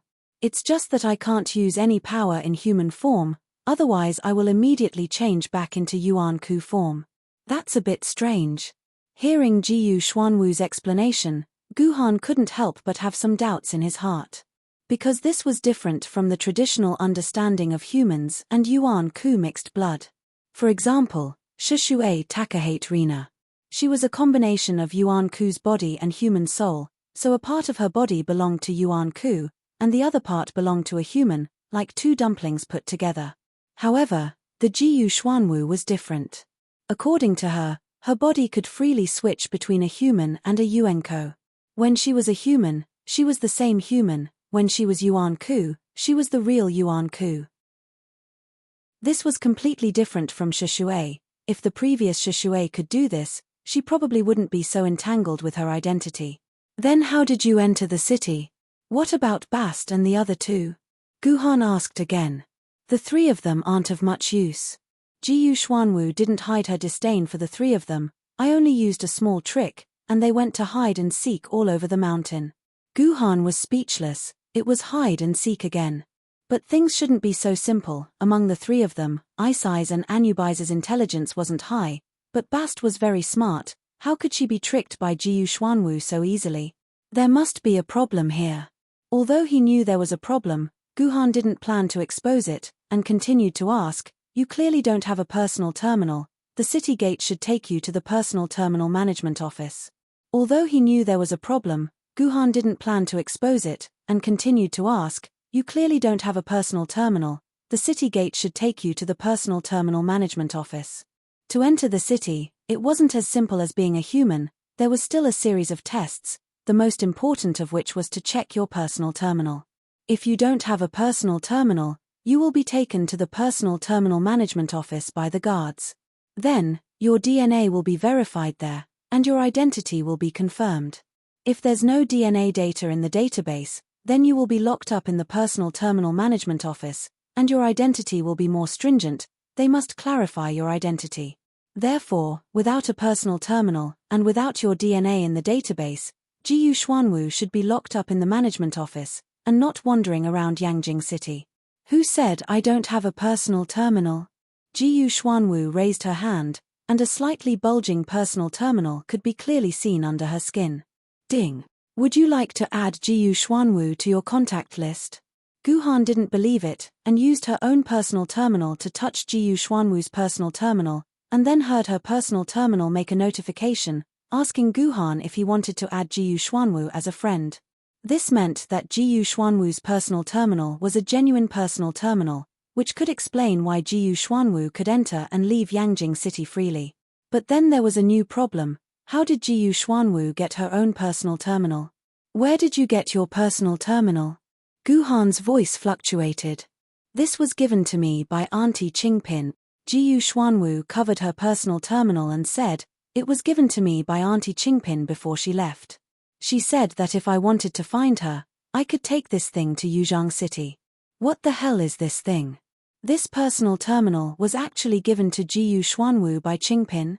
After repeated questioning by Guhan, she finally figured it out a little. Jiyu Xuanwu once said that when she was a child, she and Qingpin were locked up in a place together for a long time. It was during that time that Jiyu Xuanwu firmly remembered the smell of Auntie Qingpin, and it was also when they separated that Qingpin gave this personal terminal to Jiyu Xuanwu. It turned out that Qingpin was the mastermind. Guhan gritted his teeth. Speaking of Qingpin, where the hell did she go? While they were talking, Guhan had already rushed to the furniture city and turned the entire furniture city upside down, but he could not find any trace of Qingpin. Therefore, Guhan had no choice but to take the city railway to the other furniture city. However, the distance between the two furniture cities was very far. Even if he took the city railway, it would take Guhan about 45 minutes to get there. While he was taking the city railway, a message was sent to Guhan's personal terminal through the internet. Participant Andreevich found his sword mistress, Courage Golden Sword, in 1 hour and 17 minutes. He has obtained 35 points. The first winner had appeared. It was Andreevich from Moscow College who was the first to find his sword mistress. That was a total of 35 points. Guhan had only obtained 48 points in the previous 2 rounds. Chapter 821. Where the hell did the poor scammer run off to? In the second furniture store, there was still no sign of Qingpin. Guhan couldn't help but feel a little anxious. Originally, this kind of anxiety wouldn't easily appear on Guhan. But as Guhan's personality gradually softened, this kind of emotion appeared more and more easily. People were like this. When they were desperate for something, other changes wouldn't be able to affect this person's mood. But once this person had a lot of things that they wanted to protect, this person would become more and more like an ordinary person. So everyone who is reading, please protect the treasures that you should protect. Don't inadvertently lose them. And at this time, the second contestant who found her own sword lady appeared. That was Leslie Dracula, whom Guhan interacted with the most among all the contestants. This girl had obtained 30 points. What does Qingpin see as more important than eating? Guhan once again pondered, but the result was the same as the previous time. He couldn't think of anything that surpassed eating in Qingpin's heart. What are you thinking about? Jiyu Xuanwu held a large roasted sausage in his hand and directly stabbed it into his mouth. Then he bit off a large portion of the roasted sausage and asked Guhan while chewing, "Do you know what Qingpin likes the most?" It seemed like Guhan really couldn't think of what Qingpin liked. So he asked Jiyu Xuanwu, who seemed to be his daughter. That's right, if Jiyu Xuanwu really spent a lot of time with Qingpin, then maybe Jiyu Xuanwu could provide some useful information. Of course it's eating. In the end, Jiyu Xuanwu's information wasn't surprising at all. Aunt Qingpin is a great existence that can eat an entire cow in one go. When Jiyu Xuanwu said this, his face revealed an incomparable expression of admiration. It seemed like Qingpin really did perform in front of Jiyu Xuanwu the difficult task of eating an entire cow. Yes. Guhan grunted, hoping that Jiyu Xuanwu would give him any useful information was simply a delusion. Her understanding of Qingpin was only limited to eating. Guhan made it sound as if her understanding of Qingpin was not limited to eating. In fact, most of the people who were watching here only had an understanding of Qingpin that was limited to eating. But Auntie Qingpin doesn't admit this. Jiyu Xuanwu did not know that Guhan had already given up on obtaining information from her. As she continued to speak with great interest, I once asked Auntie Qingpin what she liked the most. Is it your favorite food? But Auntie Qingpin wouldn't admit it no matter what. She said that she didn't like to eat the most, but she liked Guhan the most. Speaking till here, Jiyu Xuanwu suddenly slapped her own head. That's right, Auntie Qingpin once said the name Guhan. How could I forget it, and even stupidly asked you what my father's name was. Even if you remembered this name, at that time you didn't know that Guhan was your father. Guhan curled her lips. Suddenly, Guhan also wanted to slap her own head. Guhan. That's right, Qingpin's favorite thing really isn't eating, but Guhan's face was flushed with excitement, as well as a deep sense of self-blame. I'm really a fool. I actually only saw Qingpin stuffing herself with food, but I didn't see Qingpin's attachment to me. I forgot that she likes to stay in her own nursery bag to sleep the most. I forgot that she likes to call Guhan's name the most when she has nothing to do. I forgot that she likes to run to my side when she sleeps the most, and lie on my body to sleep peacefully. I forgot that she likes to stuff her feet into her mouth the most. Alright, this doesn't count. I forgot that without me by her side, even if I gave her countless braised pork, she still wouldn't be able to swallow it. P.S. This is Guhan thinking too much. Qingpin's favorite place to live the most is Mia. I'm still thinking about eating stupidly. Where did my usual intelligence go? Guhan suddenly felt a lot of emotions. The expression on her face was constantly changing, looking like a moving emoji pack. Jiyu Xuanwu, who was looking at her, was stunned, and began to doubt whether this guy was that cold and ruthless father. I think I know where Qingpin is. Guhan let out a long sigh of relief. After figuring out that Qingpin's favorite thing was herself, Guhan already knew where Qingpin was. Where is he? Although she didn't know why Guhan was looking for Qingpin, Jiyu Xuanwu still couldn't help but ask. She also missed Aunt Qingpin, and she missed the milk fragrance on Aunt Qingpin's body. Since smelling this smell again, Jiyu Xuanwu had been insomnia for several consecutive nights. Otherwise, she wouldn't be so anxious to run to Yangjing City to find Guhan. It's here. An address was projected in Guhan's personal terminal, only to see the words Bone Cold Ice Drink Wholesale Market written on it. Why is it here? Jiyu Xuanwu asked blankly. Qing Pauper is a cute girl who can't read, so she could only listen to other people reading her name. Then she must have heard Jiyu Han as Jiyu Han. Jiyu Han, who had regained his intelligence, immediately guessed what had happened. Fortunately, the Bone Cold Ice Drink Wholesale Market wasn't far from Guhan's current location. Guhan only needed to pull Jiyu Xuanwu at a speed of 40 km per hour for a whole 15 minutes to reach the destination. And once they reached the Bone Cold Ice Drink Wholesale Market, Guhan could hear a loud and clear cry. Ooh! Guhan, where are you? Qingpin is hungry. Qingpin wants to eat meat. Qingpin wants to go to Chanel. Qingpin doesn't want to stay here. Hearing this voice, Guhan knew that Qingpin couldn't run away. She was definitely in this Bone Cold Ice Drink Wholesale Market. Sure enough, when Guhan walked into the wholesale market, he saw a group of people surrounding a shop. Guhan went forward to secretly observe, and found a group of distressed shop owners holding popsicles in their hands to tease the pitiful Qingpin. And while Qingpin was shouting Guhan's name, shouting that she wanted to eat meat, she also took the popsicle that the shop owner handed over. With a crunch, she bit off the whole popsicle and swallowed it in one breath. Guhan. Qingpin's stomach is so cold. Qingpin is pregnant. Hurry up and come out. Qingpin's snot and tears flowed together, but she didn't forget to continue stuffing popsicles into her mouth. These shop owners were really unlucky to have Qingpin's crying sound that shook the 9 heavens, not only making them unable to do business, but also making their heads hurt. The invincible cute sword Maiden could only try to calm her down with popsicles. Unfortunately, the most effective thing to deal with crying little brats was useless at this moment. Instead, it was like throwing a meat bun at a dog. It was like throwing a meat bun at a dog. It was like throwing a meat bun at a dog. Just the amount of popsicles that Qingpin ate probably exceeded tens of thousands of RMB. And behind Qingpin, there were 2 committee members with armbands standing there.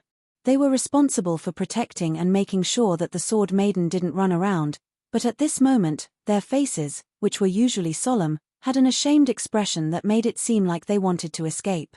How could this Yuzhong Guy's sword maiden be so amazing? They had been working as the staff of the 8 Academy Conference for more than 10 years, and they had never seen a sword maiden who could cry and eat so much. Guhan also felt that he couldn't observe her in secret anymore, otherwise his reputation would be completely ruined by this cute girl. So, Guhan directly pushed through the crowd of onlookers and walked in front of the shop where Qingpin was sitting.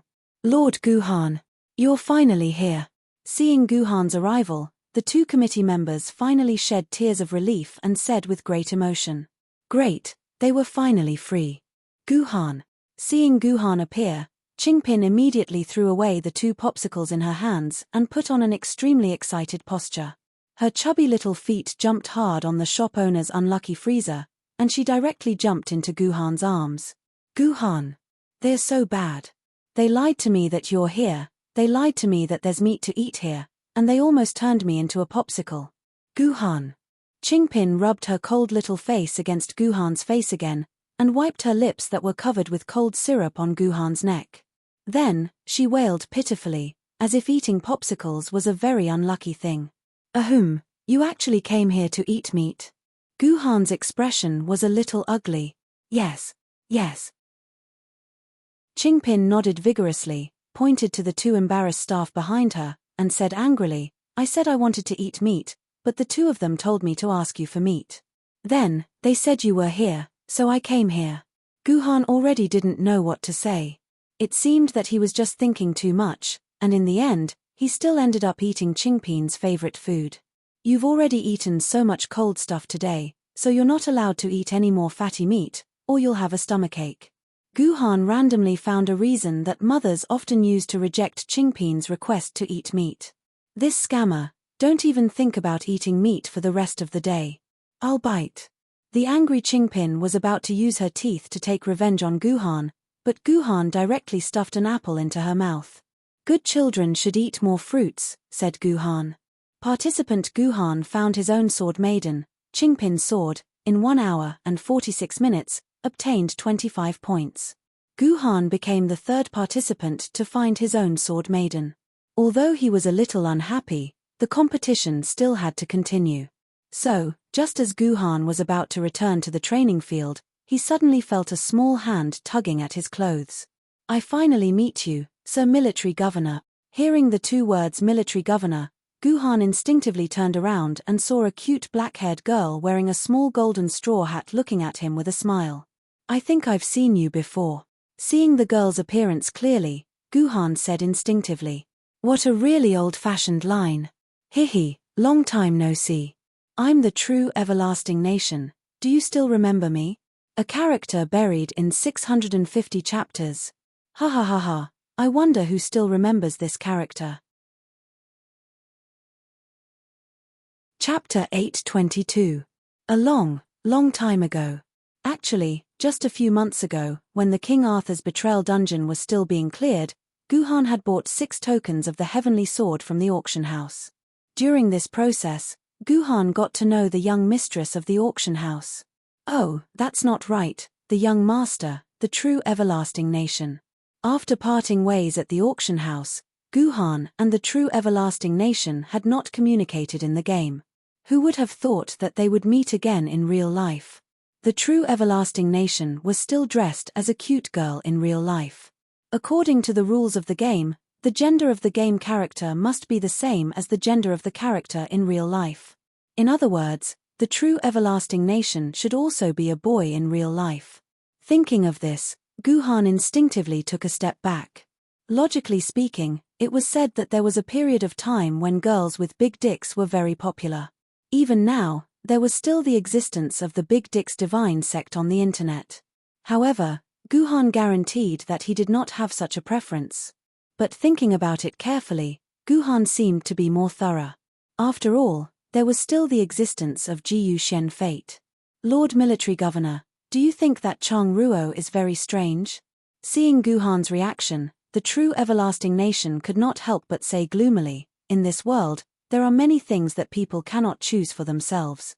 If I had a choice, Chang Ruo would really like to be reincarnated into a real girl's body and not be a hateful boy. Ahem. Guhan coughed.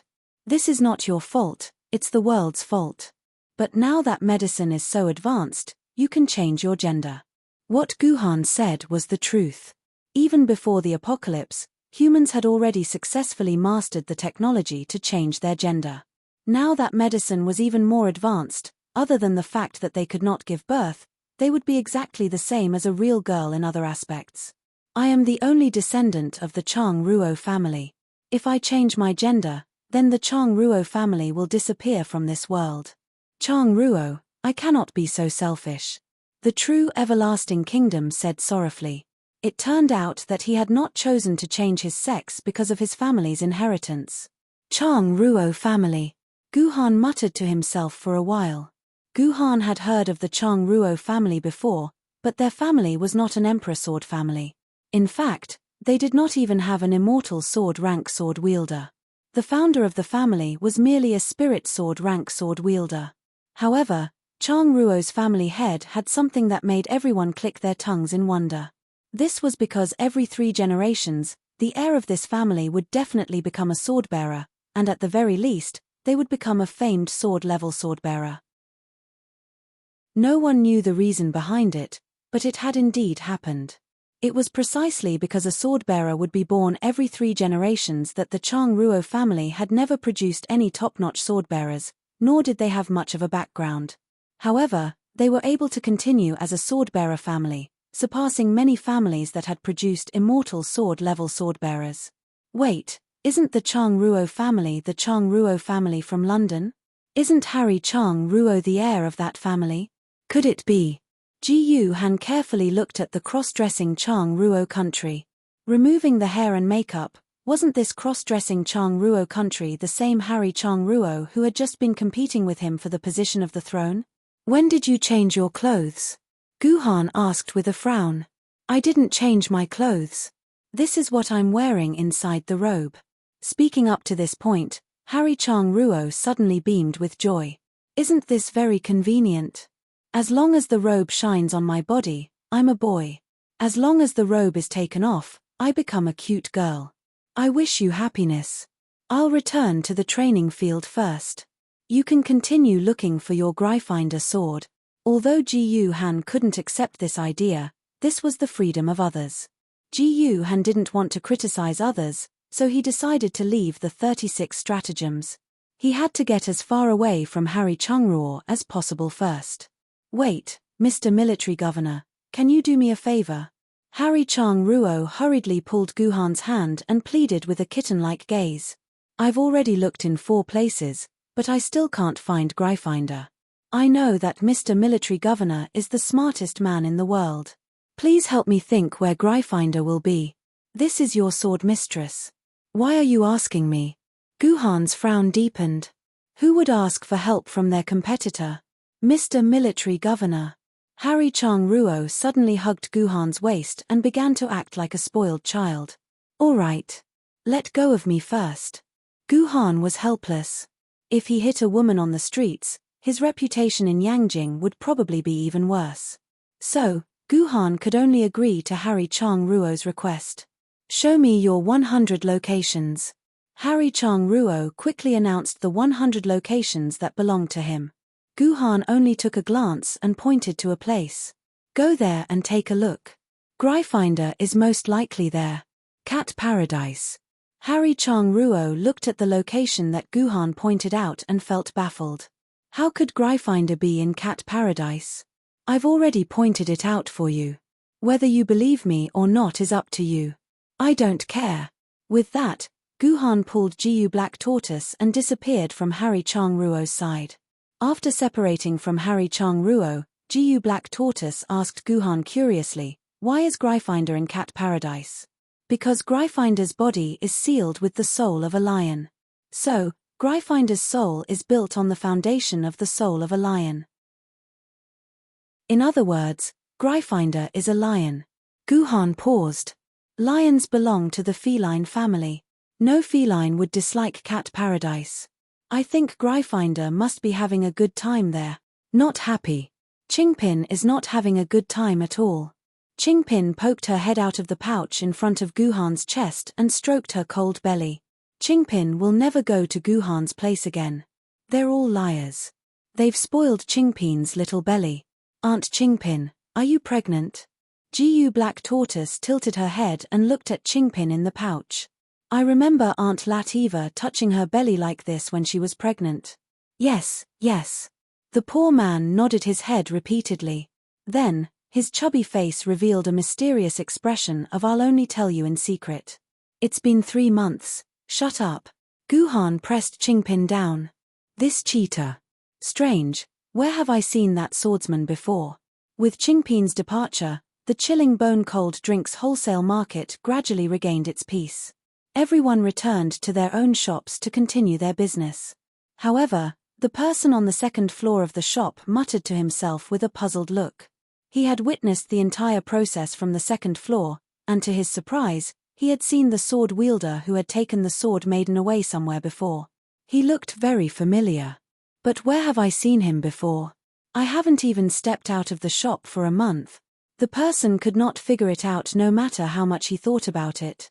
He had no choice but to put down the camera in his hand and return to his computer. He was ready to continue scrolling through the forum to see if there was any interesting news.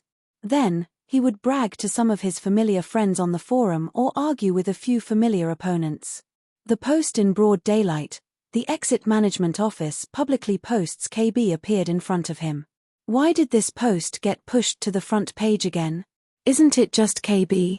What's there to be excited about? The person had read this post dozens of times and was really not interested in reading it again. So, just as he was about to skip this post, he suddenly had a flash of inspiration. Wait, the swordsman just now seems to be. He quickly clicked on the post again and found the photo in the post. He flipped to the photo that was taken from a top-down perspective. He could only see half of the man's face and the woman squatting under the man's crotch. Then, he took a picture of the swordsman from the perspective of the second floor from his camera. After comparing them, the person in the two pictures was exactly the same. Big news. Big news. The person laughed so hard that his nose was crooked. I can finally make a big news story. So, a few minutes later, a post titled "The Truth Revealed," the former master of the sword garret in Yuzhong City is a big pervert appeared in the Yangjing City forum and instantly caused an uproar. Participant Harry Chang Ruo has found his own sword mistress, Gryffindor sword. Time used, 2 hours and 03 minutes. Points awarded, 19. Under Ji Yuhan's guidance, Harry Chang Ruo successfully found his own sword mistress. Contestant Ladia found her sword lady, William II sword. Took 2 hours and 04 minutes. Obtained 19 points. In just a minute, Ladia also successfully found her sword lady. This way, there were only 2 contestants left who had not found their sword lady, and both of them were contestants from Yangjing City. Liuyan Ling and the passerby B still had not found their sword lady. Seeing this scene, the audience in Yangjing City could not help but feel a little excited. There was less than an hour left. If Yangjing City did not get anything in this round, it would be fine if their points were pulled down by a lot. What's worse was that Yangjing City would lose face. Didn't this mean that the swordsmen in Yangjing City and their sword lady had a very bad rapport? Or did the descendant of the Liuyan family of this generation have a very bad rapport with their sword lady? Chapter 823.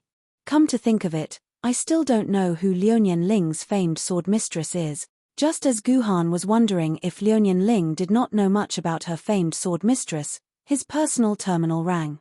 Guhan opened it and saw that it was Liuyan Ling calling. Didn't she fall out with me? Why is she contacting me? Guhan shook his head in confusion, but he still quickly picked up Liuyan Ling's call. Do me a favor. I can find my sword mistress. Liuyan Ling went straight to the point and asked Guhan to help her find a sword mistress. Sure. Guhan agreed readily, but you have to tell me who your famed sword mistress is first. The 3-foot sword. Liuyan Ling also answered readily. It really is the 3-foot sword. Guhan smiled bitterly when he heard the name. The 3-foot sword. What a familiar name. Once upon a time, this was the famed sword mistress that Guhan was determined to obtain. However, due to various reasons, his famed sword mistresses became the Chijian sword and the Juzi sword. The 3-foot sword, which was originally the number 1 famed sword mistress, naturally had no fate with Guhan. However, thinking about it carefully, the Juzi sword and the Chijian sword were not weaker than the 3-foot sword. If that was the case, Guhan did not suffer much of a loss. He did not expect the 3-foot sword to fall into Liuyan Ling's hands after he had no fate with it. However, there was nothing strange about this. The Liuyan family was the strongest family among the families, and Liuyan Ling was one of the strongest famed sword mistresses in the world. The 3-foot sword had also become the sword mistress of the Liuyan family many times in history. It was not strange that Liuyan Ling could be in sync with the 3-foot sword. However, this made Guhan feel strange. Logically speaking, the Liuyan family should be the family that knew the 3-foot sword the best. This was because the Liuyan family had coordinated with the 3-foot sword the most and kept the most complete information about it. It was impossible for Liuyan Ling to not know the 3-foot sword's preferences. Where did you look? Guhan asked after some thought. I found 6 places. They are the Bronze Museum, of History Museum, of History Museum, of Ancient History Museum, of Marine Biology Museum, of Marine Biology Museum, of Primitive Times, and of Ancient History Museum. Liuyan Ling of the 6 places. Why are these 6 places all museums, exhibition halls, and memorial halls? Ji Han asked in confusion. That's because the 1-meter sword likes these places. We found her at these places during the previous 6 astral competitions, Fleeting Lin said matter-of-factly. That's because the 3-foot sword likes these places. I found her at these places the last 6 times she participated in the octagon meet, Liuyan Ling said matter-of-factly. Could you cheat in Yangjing City be any more subtle? Are there any similar places on the list? Since the 3-foot sword had gone to such places the last 6 times, it clearly meant that the 3-foot sword had a special liking for such places. In that case, she might even go to a similar place. No, there are only these 6 exhibition halls on the list, Liuyan Ling answered very quickly. Send me a copy of your list. After Guhan said that, a document was sent to Guhan's personal terminal. Guhan looked through it quickly and tried to figure it out. Then, he looked around and immediately had an answer in his heart. He said to Liuyan Ling, your name. Ji Han suddenly uttered such a baffling sentence. Are you kidding me? Don't you know my name? Don't tell me you've already forgotten my name. Liuyan Ling snorted coldly. Guhan seemed to be able to hear a storm brewing on the other end of the communication. Look at the list of places again. If you still don't understand, I don't care anymore, Guhan replied coldly. In the list of places projected by Guhan's personal terminal, a place called Your Name was written, and there was a subtle note video cafe below it. Wait. Liuyan Ling quickly flipped through the list. After a few seconds, she asked awkwardly, why are you so sure that she is there? I don't have much time left. I can't waste any more time on the road. If you believe me, come over. If you don't believe me, I'll find her myself. Although Guhan's words were quite flat, the hidden unhappiness in them could not be concealed. Wait for me there. I'll be right there. With that, Liuyan Ling hung up. Why should I wait for her? Guhan looked at the cafe with the Your Name sign beside him. Inside the cafe, a gentle and quiet girl was sitting on a wooden rattan chair decorated with a few pots of orchids. She was drinking her coffee elegantly and looking at a tablet in her hand. Fortunately, Ji Han had unrealistic expectations for the 3-foot sword, so he had a good grasp of the information on the 3-foot sword. Naturally, he knew what the 3-foot sword, sword Maiden looked like. Hello, Lady 3-foot. Can I sit here? The 3-foot sword moved his gaze away from the iPad 12 Pro in his hand. The iPad 12 was the last version of the iPad produced before the apocalypse. It could be sold for millions of RMB on the black market. Even if you had the money, you might not be able to buy it. The iPad in the 3-foot sword's hand was well preserved. It could still be used even after 1,000 years. It could be seen that the owner of the iPad had protected it very well. This was clearly not something that ordinary people could own. Guhan guessed that Liuyan Ling must have given it to the 3-foot sword. How did Guhan know that Liuyan Ling had given it to the 3-foot sword? This was because there was a square family crest printed on the corner of the iPad. This family crest was naturally the family crest of the Liuyan aristocratic family. The design of this emblem was very complicated. It was not a simple geometric figure, nor was it a traditional emblem like a rose or a rose. There was a man and a woman drawn on it. They stood on either side of the crest, and their hands were grabbing a long sword in the middle of the crest. As for which lady swordplay this sword belonged to, Guhan did not know. It did not seem to be a lady swordplay that humans knew of. This was because a lady swordplay expert had once magnified the crest of the Liuyan aristocratic family by tens of times. However, they had discovered that the sword in the middle of the crest was not a sword known to humans. This was rather strange. In reality, it would be a long time before Guhan figured out the origins of this sword. Then, he would sigh at the absurdity of the world. Of course, Guhan did not care about this sword now. His attention was on the 3-foot sword lady. She looked at Guhan carefully, then nodded and said very gently, "Have a seat. This is a coffee shop. You don't have to ask for my opinion." Indeed, it was as the information said. The strongest lady swordplay, the 3-foot sword lady, was actually a very gentle girl. She was like a lady from an ancient family. She would smile at anyone she saw. "Why are you here?" Guhan asked curiously. "Do you know that your lady swordplay is going crazy looking for you? Otherwise, she wouldn't have asked me, her enemy, for your whereabouts. Because there's something interesting here." The 3-foot sword lady twirled the spoon in her coffee cup. "In my previous life, I really wanted to watch this movie that had just been discovered. Unfortunately, I fell into a deep sleep before I could watch it. Now that I'm awake, I naturally want to finish watching this movie." Movie? Guhan was stunned. He raised his head and looked at the counter. There were a few posters pasted on the counter. This coffee shop provides electronic copies of all kinds of old movies. You can enjoy the fragrant coffee while enjoying the wonderful old movies. This was the most eye-catching poster. This poster also clearly showed why this coffee shop was called the Video Coffee Shop.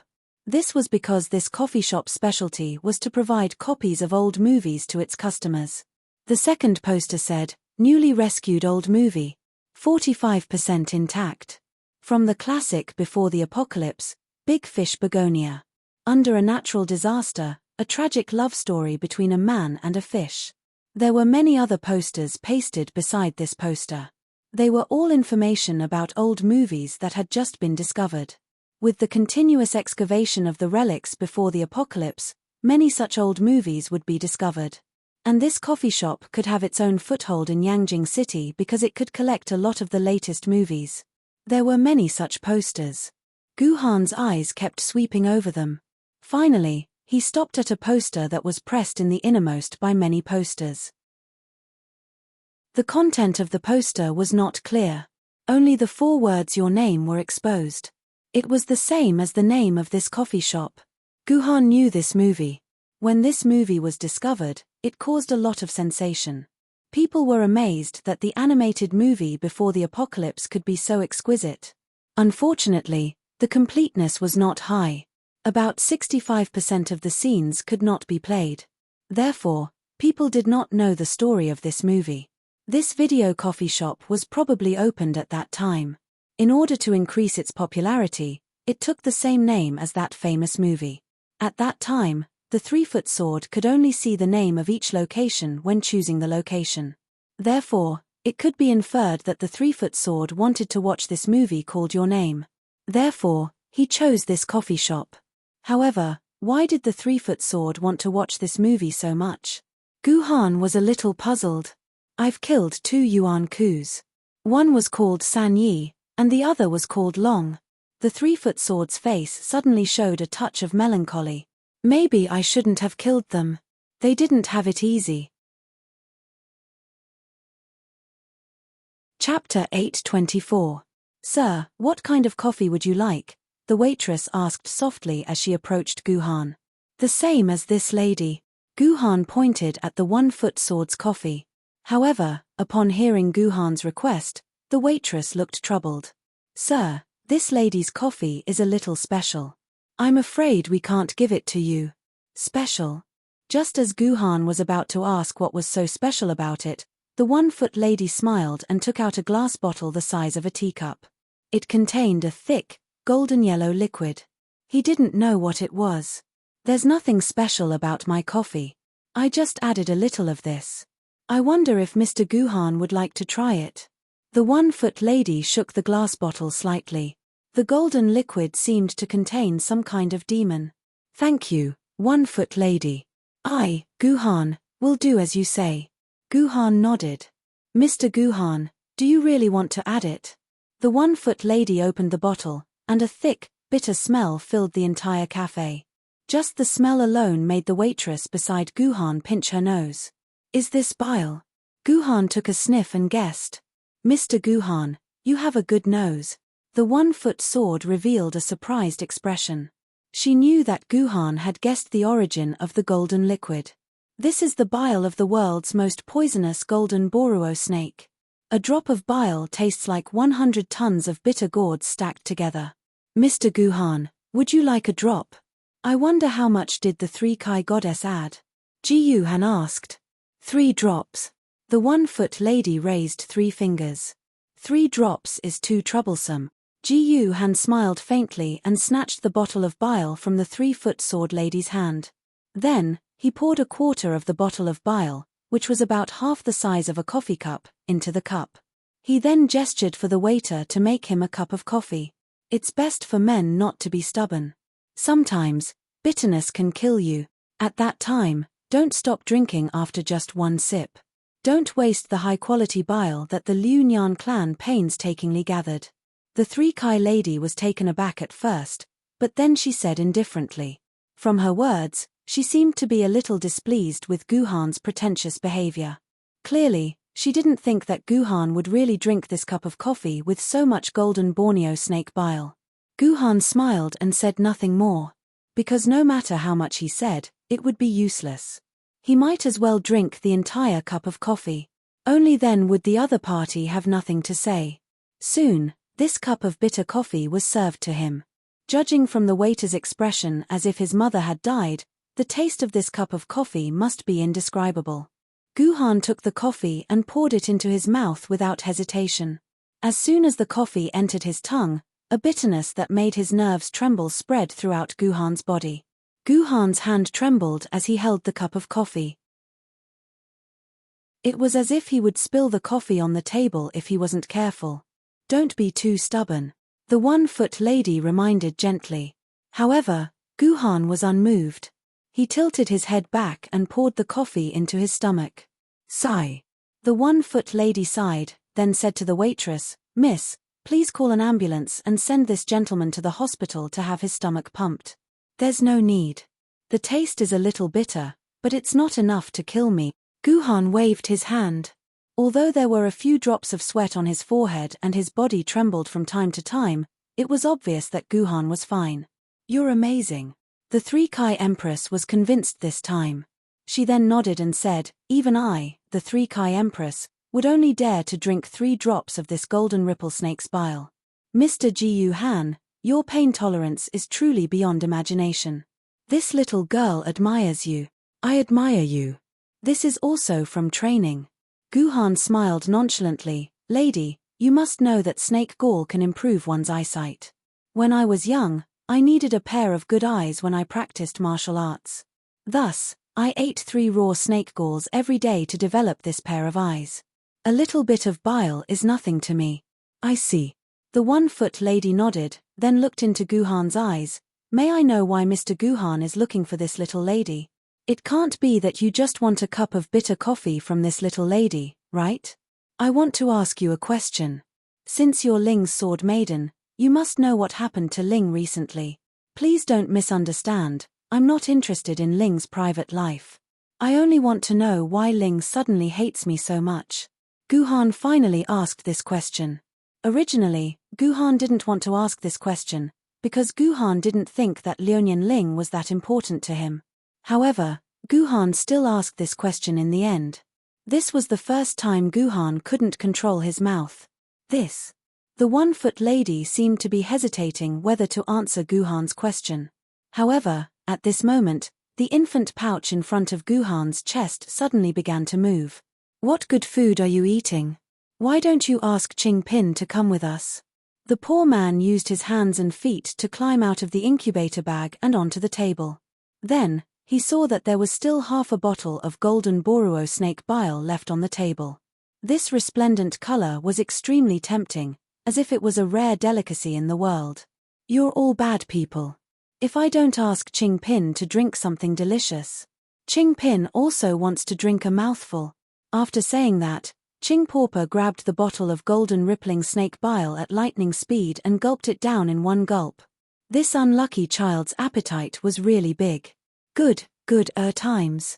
Qingpin couldn't say anything else. She directly fell onto the table and fainted. She was already exhaling more than she was inhaling. This foodie finally ate herself to death. Is she okay? The 1-meter lady stretched out her palm and rubbed Qingpin's stomach, then she burped. A bitter smell that could suffocate everyone instantly filled the cafe. The waiters had already fled out. The 2 staff members of the committee who were responsible for watching over the 1-meter lady could only hold their noses in tears and breathe through their mouths. In an instant, the 1-meter lady seemed to see something. Her eyebrows suddenly jumped, and her hand moved away from Qingpin's stomach. Mr. Guhan, you'd better keep this question in your heart. The 1-meter lady's eyes suddenly showed some pity. Mr. Guhan, you'll have a lot of troubles in the future. What did the 1-meter sword mean? Guhan faintly sensed that the 1-meter sword seemed to know more than he imagined. Fleeting time, Lin panted as he arrived at the entrance of Your Name. When he saw his sword mistress chatting happily with Ji Han, he was immediately angered. He pushed open the door and barged into the cafe. My name. Miss Ling.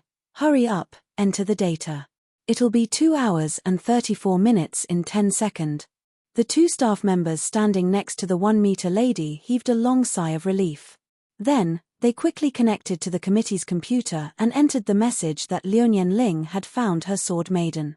Participant Liuyan Ling found her sword maiden's 3-meter sword in 2 hours and 33 minutes. She obtained 9 points. With this prompt, the 6th person to find her sword maiden was born. The last person, Passerby B, only had 27 minutes left. Only God knew if he could find her cyan rainbow sword. What did you guys talk about? The first thing that Liuyan Ling did when she found the 1-meter sword was not to greet her sword maiden. Instead, she threw herself on the table and interrogated the 1-meter sword aggressively. It was as if she was very afraid that the 1-meter sword would tell Guhan something. We talked about some things that happened in the past. It brought back a lot of memories. Mr. Guhan is really a person who knows how to chat. The 1-meter sword smiled, stood up and said to Guhan, the movie is over, and my sword maiden is here. I should go. See you later, Mr. Guhan. After that, the 1-meter sword took the initiative to pull the confused Liuyan Ling out of the cafe. Guhan, who did not get any information, smiled bitterly. He grabbed Qingpin, who was lying motionless on the table like a plush toy, and left the cafe with Jiyu Xuanwu. When Guhan returned to the martial arts field, Song Hammer was already waiting for Guhan at the intersection. Originally, he was still shopping with Cast Cloud Iron when he was called over by Guhan. Then, Guhan directly handed Jiyu Xuanwu to Song Hammer. After instructing Song Hammer not to leave this guy at any time, he returned to the throne. At this time, the 3rd round of the competition was officially over. In the end, Passerby B still could not find his sword maiden and could only dejectedly get a 0. As a result, Yuzhang University, who had fallen to 2nd place in the 2nd round, rushed back to 1st place with a total score of 93 points. Yangjing College temporarily took 2nd place with a score of 83 points. 3rd place was London College with 79 points. Fourth place was Moscow College with 75 points. Fifth place was Berlin College with 73 points. Sixth place was Buenos Aires College with 62 points. The audience was very dissatisfied with this result. The fourth round was about to begin, but Yangjing City actually fell behind Yuzhong City. This was a great humiliation. If it was not for the fact that the person sitting on the throne was the eldest daughter of the Lionian clan, these angry people would have already started cursing. Forget it, regardless of whether they cursed or not, the fourth round of the competition had begun. Chapter 825. Little girl, what is the relationship between you and Guhan? Song Hammer, who was told by Guhan to take care of Jiyu Xuanwu, looked at Jiyu Xuanwu with a headache. Beside Song Hammer was Cast Cloud Iron, who was even more in a headache. Anyone who was in the middle of a lovey-dovey shopping trip would explode if they were suddenly called to see their child. He is an irresponsible man, Jiyu Xuanwu said coldly. The irresponsible in Jiyu Xuanwu's words was naturally irresponsible towards him and his mother. But in Song Hammer's ears, it became irresponsible between a man and a woman. After all, Jiyu Xuanwu looked a little older than Guhan. No one would think that Jiyu Xuanwu was Guhan's daughter. I didn't expect Guhan to be this kind of person, Cast Cloud Iron said indignantly. Then, she pinched Song Hammer's waist and warned him solemnly, if you dare to mess around with little girls, the rest of your life will be over. But what does it have to do with me? Song Hammer said bitterly. Uncle Song Hammer? What will the fourth round be? Tell me about it. The scene was a little noisy, so Jiyu Xuanwu didn't hear clearly what the host said. She could only ask Song Hammer again. Don't call me uncle. You look older than me. Song Hammer smiled bitterly and explained, the fourth round of the competition will be carried out in pairs. Then, they will enter a special dungeon created by Sword Maiden Online and fight as a team. The team that kills the most Yuan Kangs will get the most points, and so on. Sword Lady Online? What is that? Jiyu Xuanwu asked puzzledly. This was her first time entering human society. Naturally, she had never heard of Sword Lady Online. But in Song Hammer's ears, it became inconceivable. There were humans in this world who didn't know about Sword Lady Online. Although she was puzzled, Song Hammer still explained Sword Lady Online to Jiyu Xuanwu. So it's like this. I'm so envious. If only I could enter Sword Lady Online, Jiyu Xuanwu said to herself. Is it difficult? If you want, you can enter the game through your personal terminal, but the gaming experience is much worse than the gaming helmet, Song Hammer said. As soon as Song Hammer's voice fell, he discovered that the Jiyu Xuanwu beside him was completely motionless. F***CK, don't enter the game here, do you want me to carry you back? Song Hammer had seen the black tortoise's state many times. It was clearly in the game's state. This made Song Hammer feel very annoyed. It seemed that he wouldn't be able to continue shopping today. It was all that damned Guhan's fault. What kind of person did he throw at him? Seeing the name above his head, Guhan let out a small sigh of relief. Although it was clear in advance that a new character image would be created after entering the game. Moreover, they would not have any contact with the main world of the game and would only appear in the instance dungeon. However, Guhan was still a little worried. If the name of the military governor was exposed at this time, it wouldn't be fun. At this time, Guhan was in a game instance dungeon that was temporarily opened. The environment of the instance dungeon was a huge forest. Around Guhan was a circle of transparent light walls. Outside the light walls was a deep and dark forest. There seemed to be many terrifying existences hidden in the forest. 7 contestants, you have 5 minutes to form a team. Each team cannot exceed 2 people. You can also act alone. The host's voice sounded in the instance dungeon. The competition time is 2 hours. Mouse level Yuan Ku has 1 point. Tiger level Yuan Ku has 3 points. Ghost level Yuan Ku has 10 points. Soul level Yuan Ku has 30 points. Dragon level Yuan Ku has 100 points. Dragon level Yuan Ku has 300 points. Nether level Yuan Ku has 1000 points. Meteor level Yuan Ku has 3,000 points. Now, you are free to form a team. Almost at the moment when the announcement was made, everyone started to move. At this time, the relationship between the contestants could be seen. First, Liuyan Ling was surrounded by 4 people at the same time.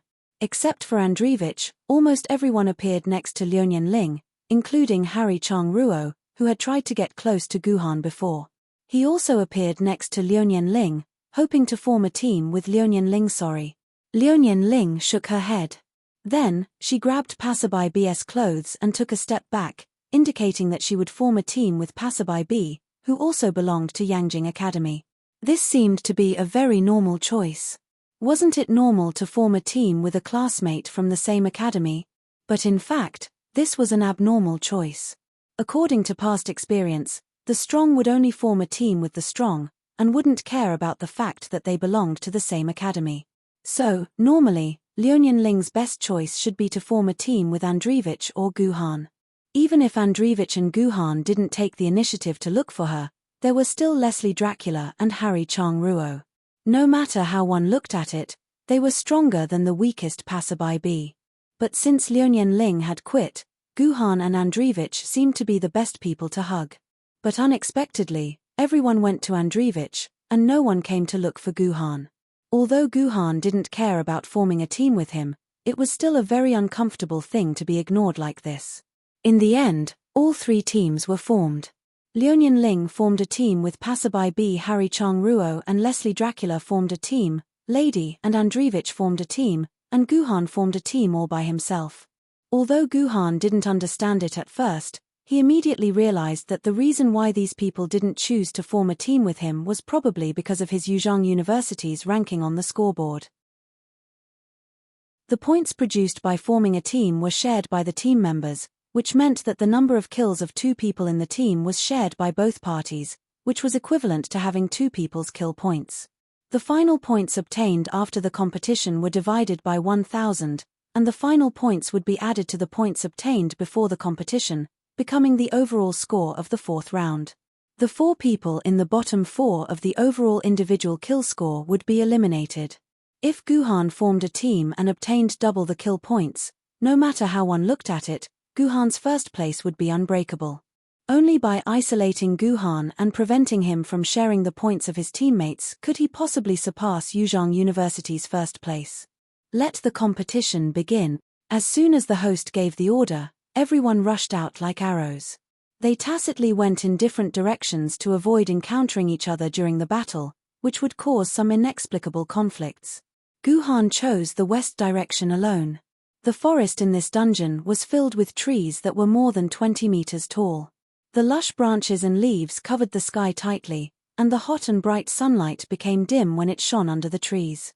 The time of the dungeon was set at noon, but the entire forest seemed to be at dusk. The range of vision was less than 20 meters, and beyond that, the situation in the distance could no longer be seen clearly. This gave the lurking Yuan Ku a great opportunity. You have obtained 10 points. Your current total points, 10. Guhan didn't even turn his head.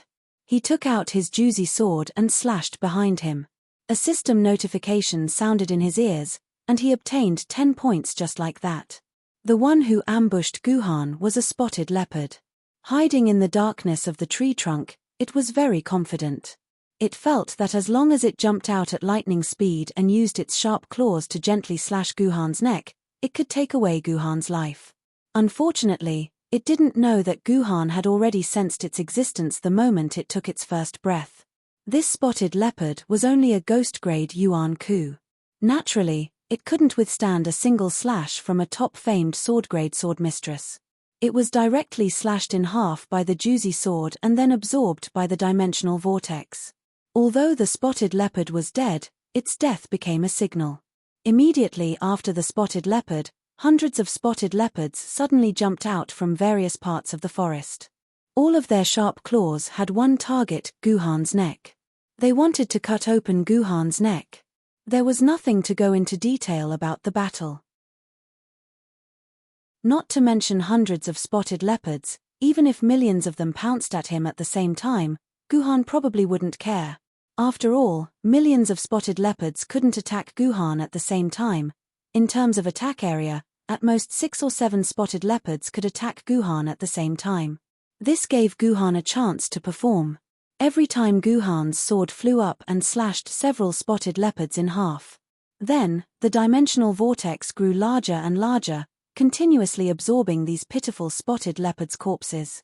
In less than 10 minutes, hundreds of spotted leopards were all dead, becoming Guhan's points. You have obtained 10 points. Your current total points are 3,250. Guhan stretched his back. He had obtained 3,250 points just like that. The speed wasn't bad. He wondered how many points the others had.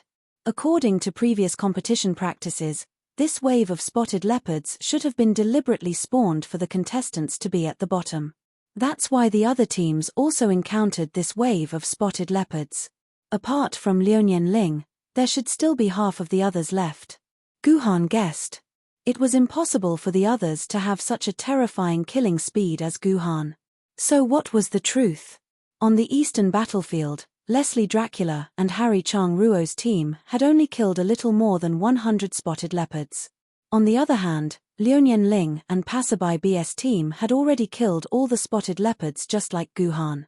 As for Andreevich and Ladia's team, Ladia stared at Andreevich, who was in a frenzy.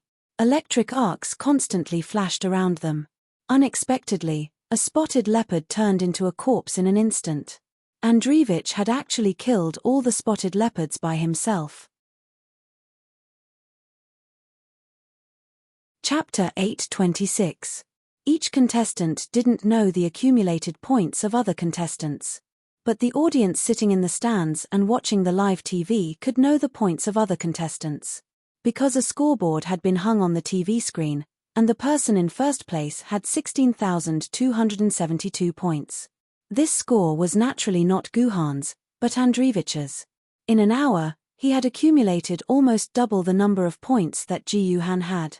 The person in second place was still not Guhan, but Liuyan Ling and Passerby B. This team ranked second with 12,230 points, and the third place was Guhan with 9,565 points. This year's competition is really weird. They actually led our Miss Ling in the Moscow round, an audience member said in disbelief. Obviously, she couldn't accept such a result. After losing to their opponent in the third round, which tested the tacit understanding between the sword lady and the swordswoman, unexpectedly they also lost to the Muscovite in the team competition. It can't be helped. Miss Ling's teammate is too trashy. Another audience member was obviously dissatisfied with Liuyan Ling's choice of Passerby B. In the competition just now, Passerby B didn't have any effect at all. His points were less than 1,000, not even a fraction of Miss Ling's points. Yes. In comparison, the Berlin girl is much better. It seems that she also got more than 5,000 points. If we don't talk about the 5,000 points, our Miss Ling is still in first place, the audience immediately echoed. That's right, that's completely the fault of her teammate. Miss Ling is still in first place. All the audience members nodded in agreement, expressing that this was the truth. It wasn't that Miss Ling wasn't strong enough, but that her teammate was too useless. By the way, don't you care about that Guhan? An audience member suddenly asked. What's there to care about? He's just a piece of trash. In a real battle, he will show his true colors. At most, he will be in third place, the surrounding audience said disdainfully. But did you notice that just now? When the camera swept over that Yuzhong person, he didn't seem to move at all. He doesn't seem to be moving at all. The audience member voiced out the doubt in his heart. He paid a lot of attention to Guhan. Otherwise, he would be able to discover such an important thing when the camera swept over Guhan. Is that so? I didn't notice. The other audience members shook their heads in disdain. He's not worth paying attention to. Look, the camera is on Miss Ling again. Let's cheer for Miss Ling, is that so? Only third place in total points. At this moment, the unnoticed Guhan was leisurely lying on a rock. There was no one beside him, and no one knew who he was talking to. All right. In fact, only Tomono Kakaze could talk to Guhan at this time. Oh right, I heard that you entered Bilibili's main battle today. Congratulations. Guhan was the first to congratulate Tomono Kakaze. P.S. First of all, congratulations to my beloved Gina-chan for entering this site. Then, I want to clarify that those who don't play in Bilibili can ignore this sentence. It won't affect the plot. What do you mean by main battle? Tomono Kakaze muttered, don't you want to be in first place? Just let your points slide like this. Don't worry, this is a rare opportunity. Let Chijien and Juzi practice. Especially Chijien, her swordsmanship is terrible. It's not worthy of her powerful attribute. Guhan said with a bitter smile. He was lying there comfortably, while Chijien and Juzi were fighting hard in the forest more than 10 kilometers away. That was why Guhan's points kept rising even though he didn't do anything. In fact, this was the original fighting style of a sword wielder. The sword wielder would hide behind the sword wielder and let the sword wielder fight. However, the sword wielder must not be too far away from the sword wielder. Otherwise, if the sword wielder couldn't rush back in time, the sword wielder would be torn into pieces by Yuan Ku. Only a sword wielder could be so willful as to lie there and let the sword wielder fight more than 10 kilometers away like Guhan did.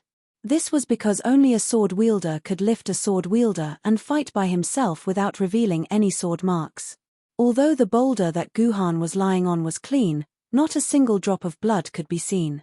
In fact, there were already at least 50 to 60 Yuenko who had died here, and they were all instantly killed by Jiyu Han's heavenly sword. The reason why he let Juzi and Chijien fight so far away was to train Chijien's swordsmanship. When Chijien was King Yu, due to the lack of consciousness fragments, King Yu completely forgot his swordsmanship. Only after being trained by Guhan for a while did he recover some of his swordsmanship memory. However, at that time, Guhan wasn't worried about King Yu's swordsmanship. This was because once King Yu fused with his original body, King Yu would be able to recover all of his swordsmanship. It must be known that King Yu's swordsmanship was one of the best among all the famous sword wielder. However, King Yu became Chijien, so there was no sword wielder for him to fuse with. Chijien was like a newborn child who could only accumulate his swordsmanship bit by bit. At that moment, what Chijien needed the most was a large number of Yuan Ku for Chijien to practice with. However, finding a large number of Yuan Ku for Chijien to practice with was easier said than done. It was naturally impossible in real life. Guhan couldn't leave Yangjing City for the time being, so he could only rely on the game. Coincidentally, he encountered a trial to kill Yuan Ku, so Guhan naturally thought of letting Chijien train himself. The reason why Guhan was talking to Tomono Kakaze was because Guhan was asking Tomono Kakaze to do him a favor. Because Jiyu Han knew that all the matches were being broadcasted to the audience in front of the TV. However, due to technical issues, the broadcasting was handled by Tomono Kakaze, the game's core AI. In other words, what the audience could see depended on the camera under Tomono Kakaze's control. Therefore, Guhan secretly begged Tomono Kakaze to reduce the number of scenes related to him and increase the number of scenes related to the others. Anyway, the people of Yangjing loved watching their Liuonian Ling fight, so they naturally weren't curious about the hated Yuzhang guy.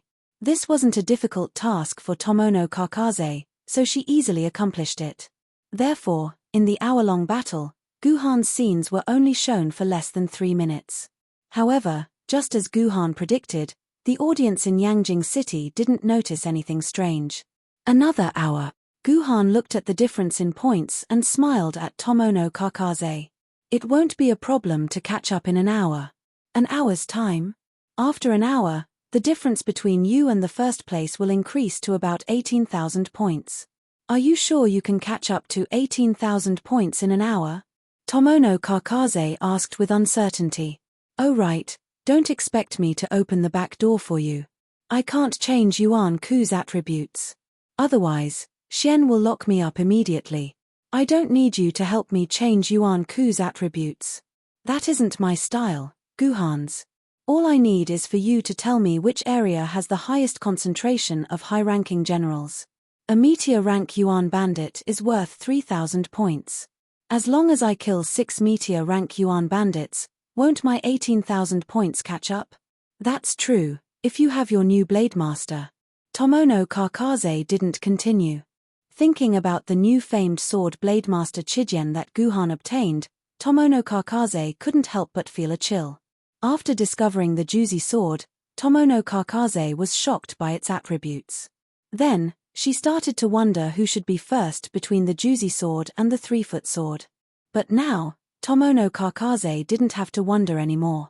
Ever since the Chijin sword appeared, the first place was indisputably on the head of the Chijin sword. Chijin sword material, Emperor alloy origin, innate, unknown, unique, realm, famed sword grade, rank 9 sword. Characteristic 1. The Chijin sword has the ability to continue to upgrade itself. After meeting certain conditions, it can upgrade to Emperor Sword Blademaster. Characteristic 2. The Chijin sword can only be owned by the sword wielder, military governor. Others can't synchronize with the Chijin sword. Awakening, awakened. Form, sword form. Sword wielder, military governor. Deep sword mark, not deep. Damage, Blademaster Form 2, 85 Sword Form 3, 85 Defense. Blademaster Form 2, 88 Sword Form 2, 88 Agility. Blademaster Form 0, 91 Sword Form 1, 41 Protective Shield Resetting Time, 600 seconds. Durability, 100% Synchronization and Coordination Sword Element Requirement, 10,000 Synchronization and Coordination Time, 10 minutes. Initial Sword Mark Engraving. After the initial engraving of the sword mark, the sword wielder's sword element points will be increased by 10,000 points. Sword Mark Contract. After synchronization, the Chijin sword will have the ability to trigger the dimensional vortex. As long as it attacks the opponent's dimensional energy node, it can open the dimensional vortex and send the opponent back into the dimensional vortex. Basic skill node of all. After use, the Chijin sword will have the ability to see the opponent's dimensional energy node. Lasts for 20 seconds. Cooldown of 1 minute. Passive skill node of all. Attacks have a chance to rejuvenate the opponent, causing the opponent to return to a child state. The chance depends on the opponent's ability, ranging from 1% to 90%. Lasts for 10 seconds. Advanced skill Genesis of all. Copies all life forms within a 100-meter radius. The copied life forms will have different percentages of Chijin's strength. Cooldown of 5 minutes.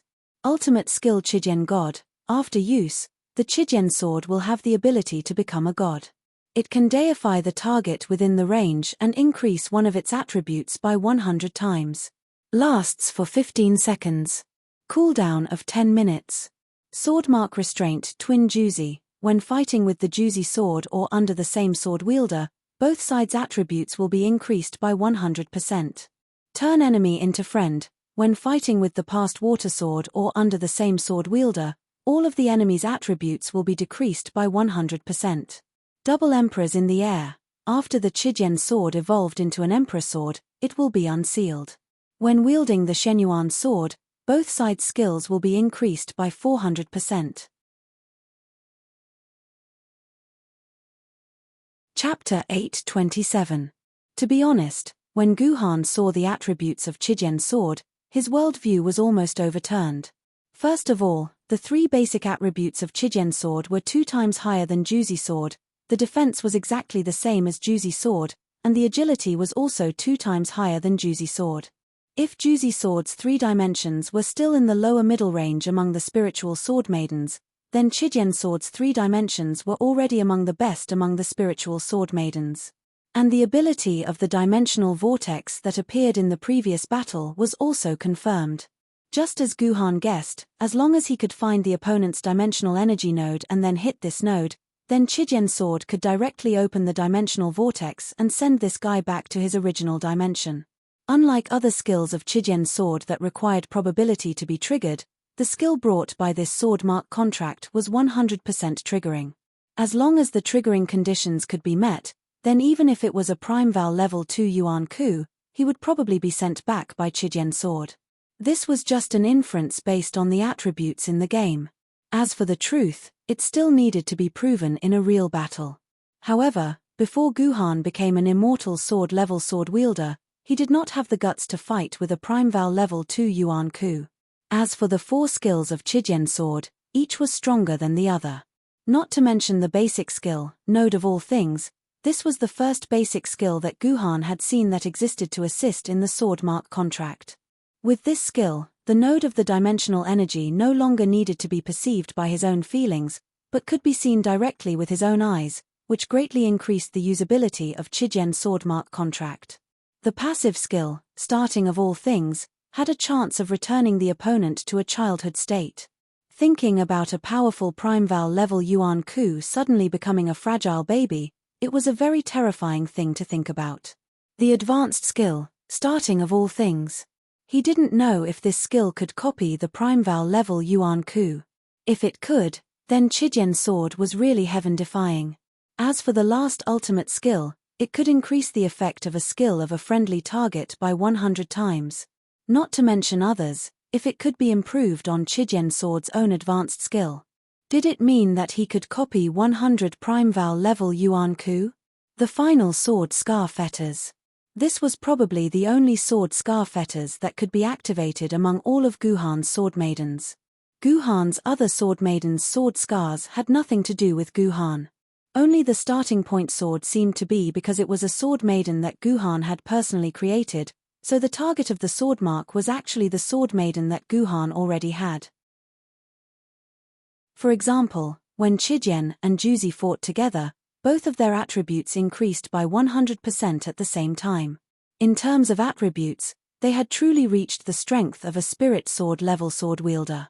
Of course, because Guhan's sword essence was still about half as strong as the lowest level spirit sword level sword wielder, when it came to a real battle, there was still a gap between him and the sword lady of the spirit sword level on paper.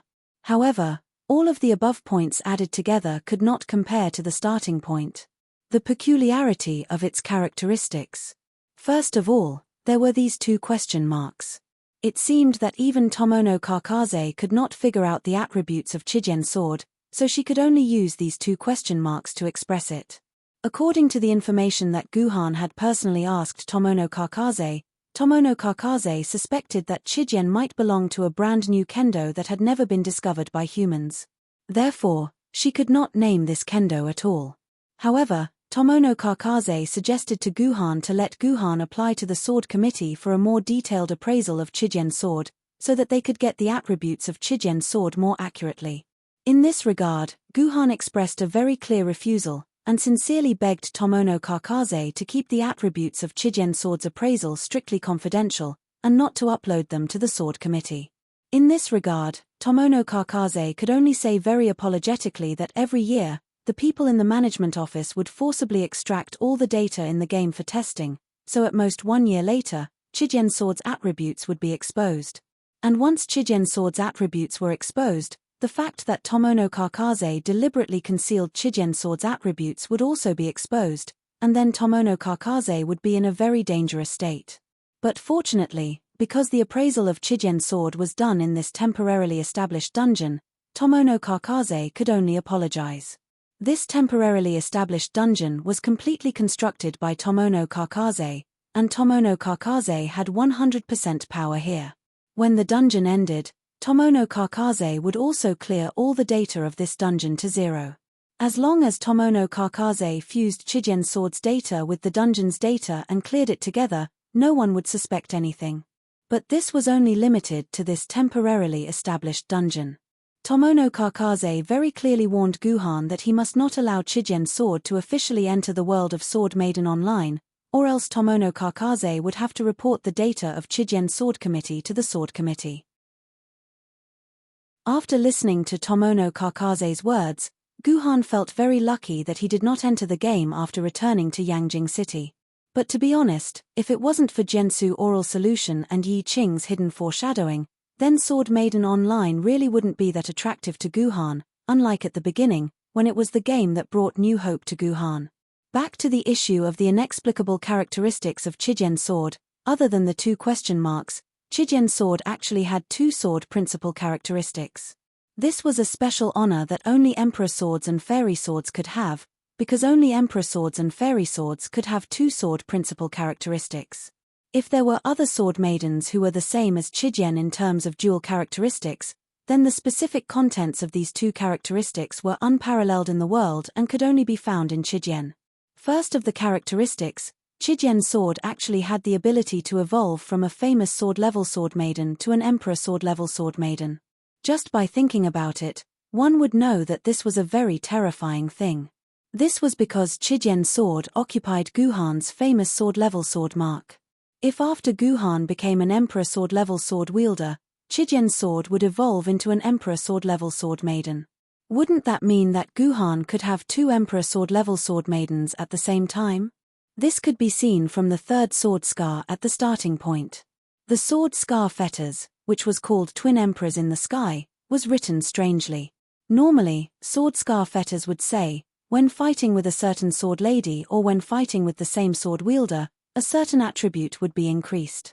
This meant that as long as the other sword wielder who was fighting with the sword wielder had a sword maiden that was required for the sword mark fetter, then the sword mark fetter would also be successful. However, the attribute of double emperors in the sky was written like this. This sword mark fetter could only be triggered when it belonged to the same sword wielder as the Shenyuan sword. This meant that in order to trigger this fetter, Guhan had to have the emperor sword-level Shenyuan sword himself. Moreover, the prerequisite was that Chijian's sword had to evolve into an emperor sword-level sword maiden. This clearly meant that Guhan could have the emperor sword form Chijian sword and the Shenyuan sword at the same time. Guhan could indeed become a man who could have two emperor sword-level swords at the same time. In this way, apart from Kunzu, there was probably no other emperor sword-level power that could suppress Guhan. And once Guhan grew into an emperor sword-level sword wielder, all of Yuan Ku's nightmares would appear, and the most powerful period of mankind would also come.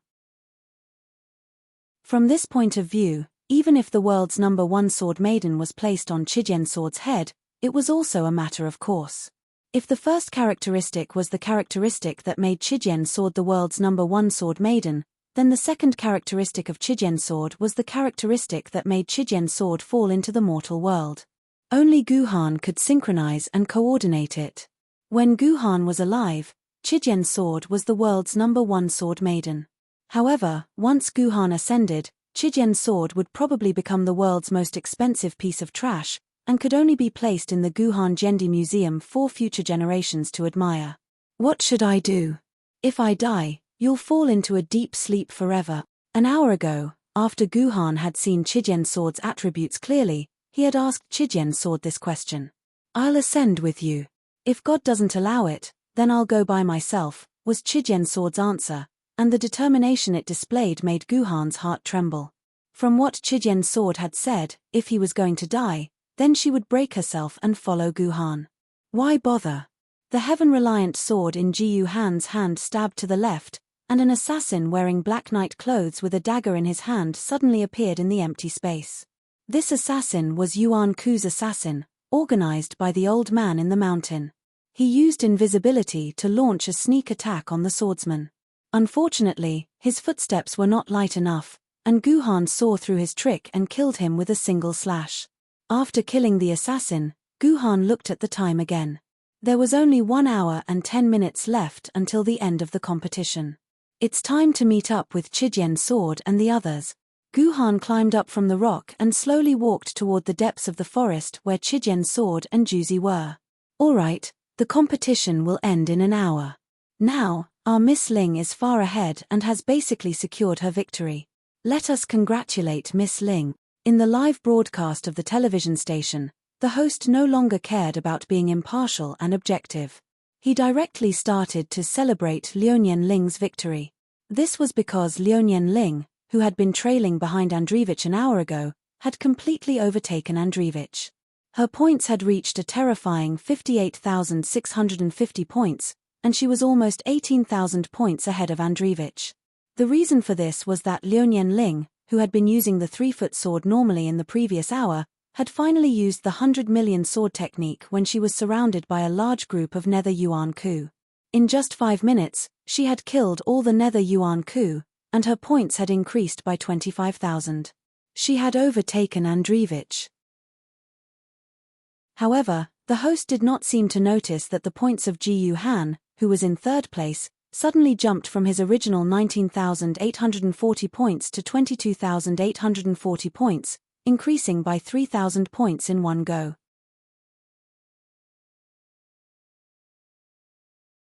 Chapter 828. Chijian has improved a lot.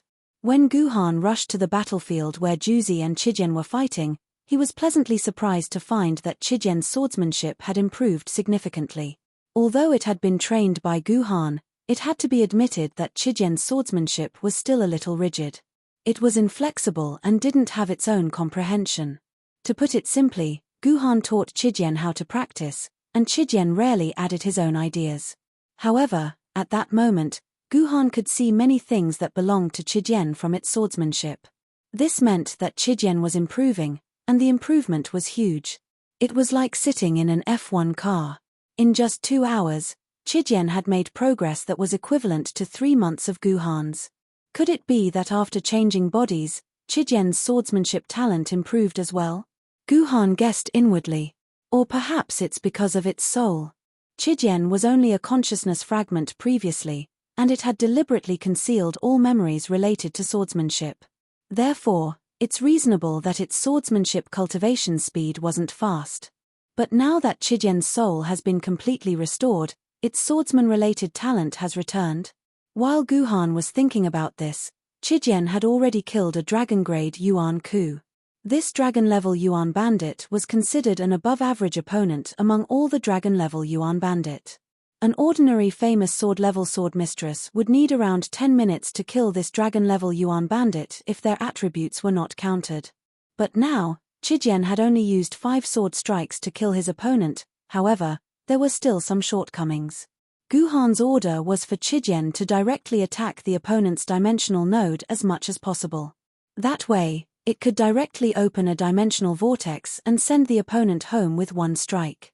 Unfortunately, the dimensional node was too small. The dragon-grade Yuan Ku's dimensional node was only about the size of a fingernail.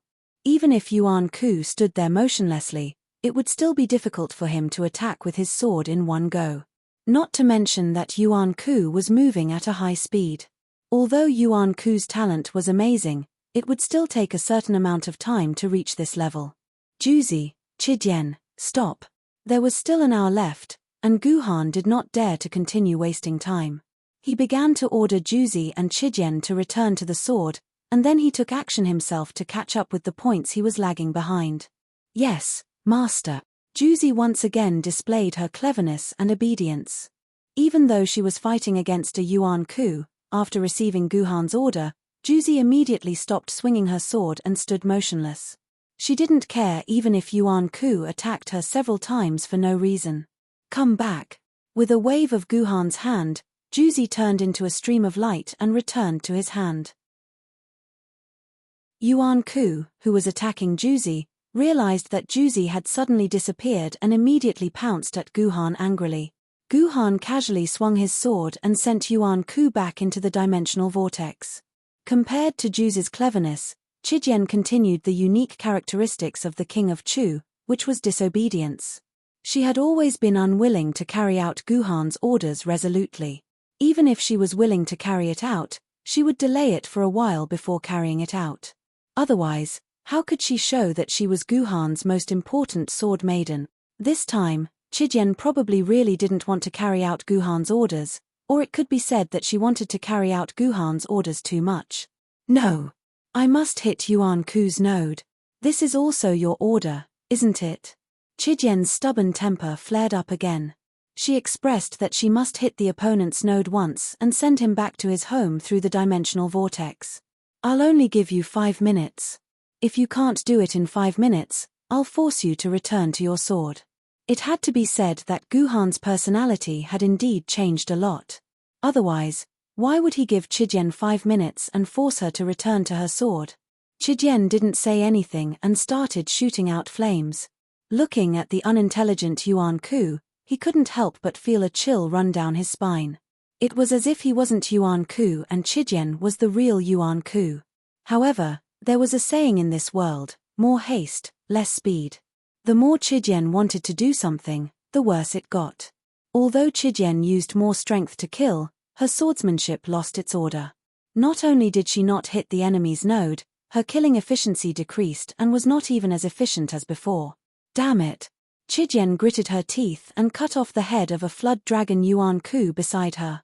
At this moment, a crazy roar came from the forest in the distance. Then, a dinosaur that was as tall as a 3-story building jumped out. The most eye-catching thing about this dinosaur was its huge head and terrifyingly sharp teeth. The strong muscles on both sides of its lips proved that this dinosaur had an amazing bite force. At the same time, it had a pair of extremely powerful tails. Along the way, Ji Yuhan saw with his own eyes that 5 to 6 trees were directly snapped in half by its tail. If one was hit by this tail, one's bones would probably be crushed in an instant. However, this dinosaur walked on 2 feet.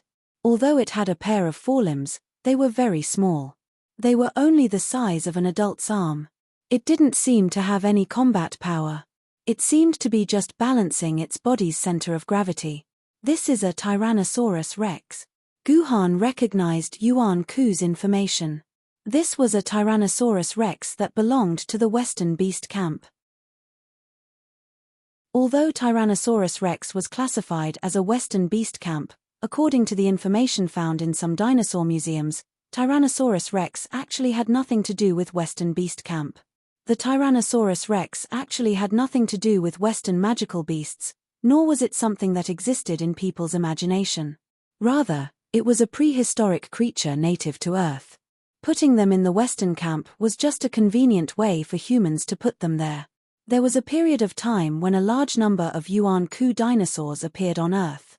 Unfortunately, these dinosaurs didn't belong to Yuan Ku forces and were not very smart, so they were quickly killed by humans and other Yuan Ku dinosaurs. It was said that only the Wolong region of Sichuan still had a certain number of dinosaurs. Dinosaur Yuan Ku dinosaurs could no longer be found in other places. The most powerful dinosaurs could reach the level of U-level Yuan Ku, and this Tyrannosaurus Rex belonged to the meteor-level Yuan Ku, which was second only to the U-level Yuan Ku. After being strengthened by dimensional energy, the Tyrannosaurus Rex's skin had a powerful defensive ability comparable to that of an armored protective steel plate. At the same time, its bite force reached a terrifying 1,000 tons. It could easily bite a 10-meter-thick steel bar into 2 pieces.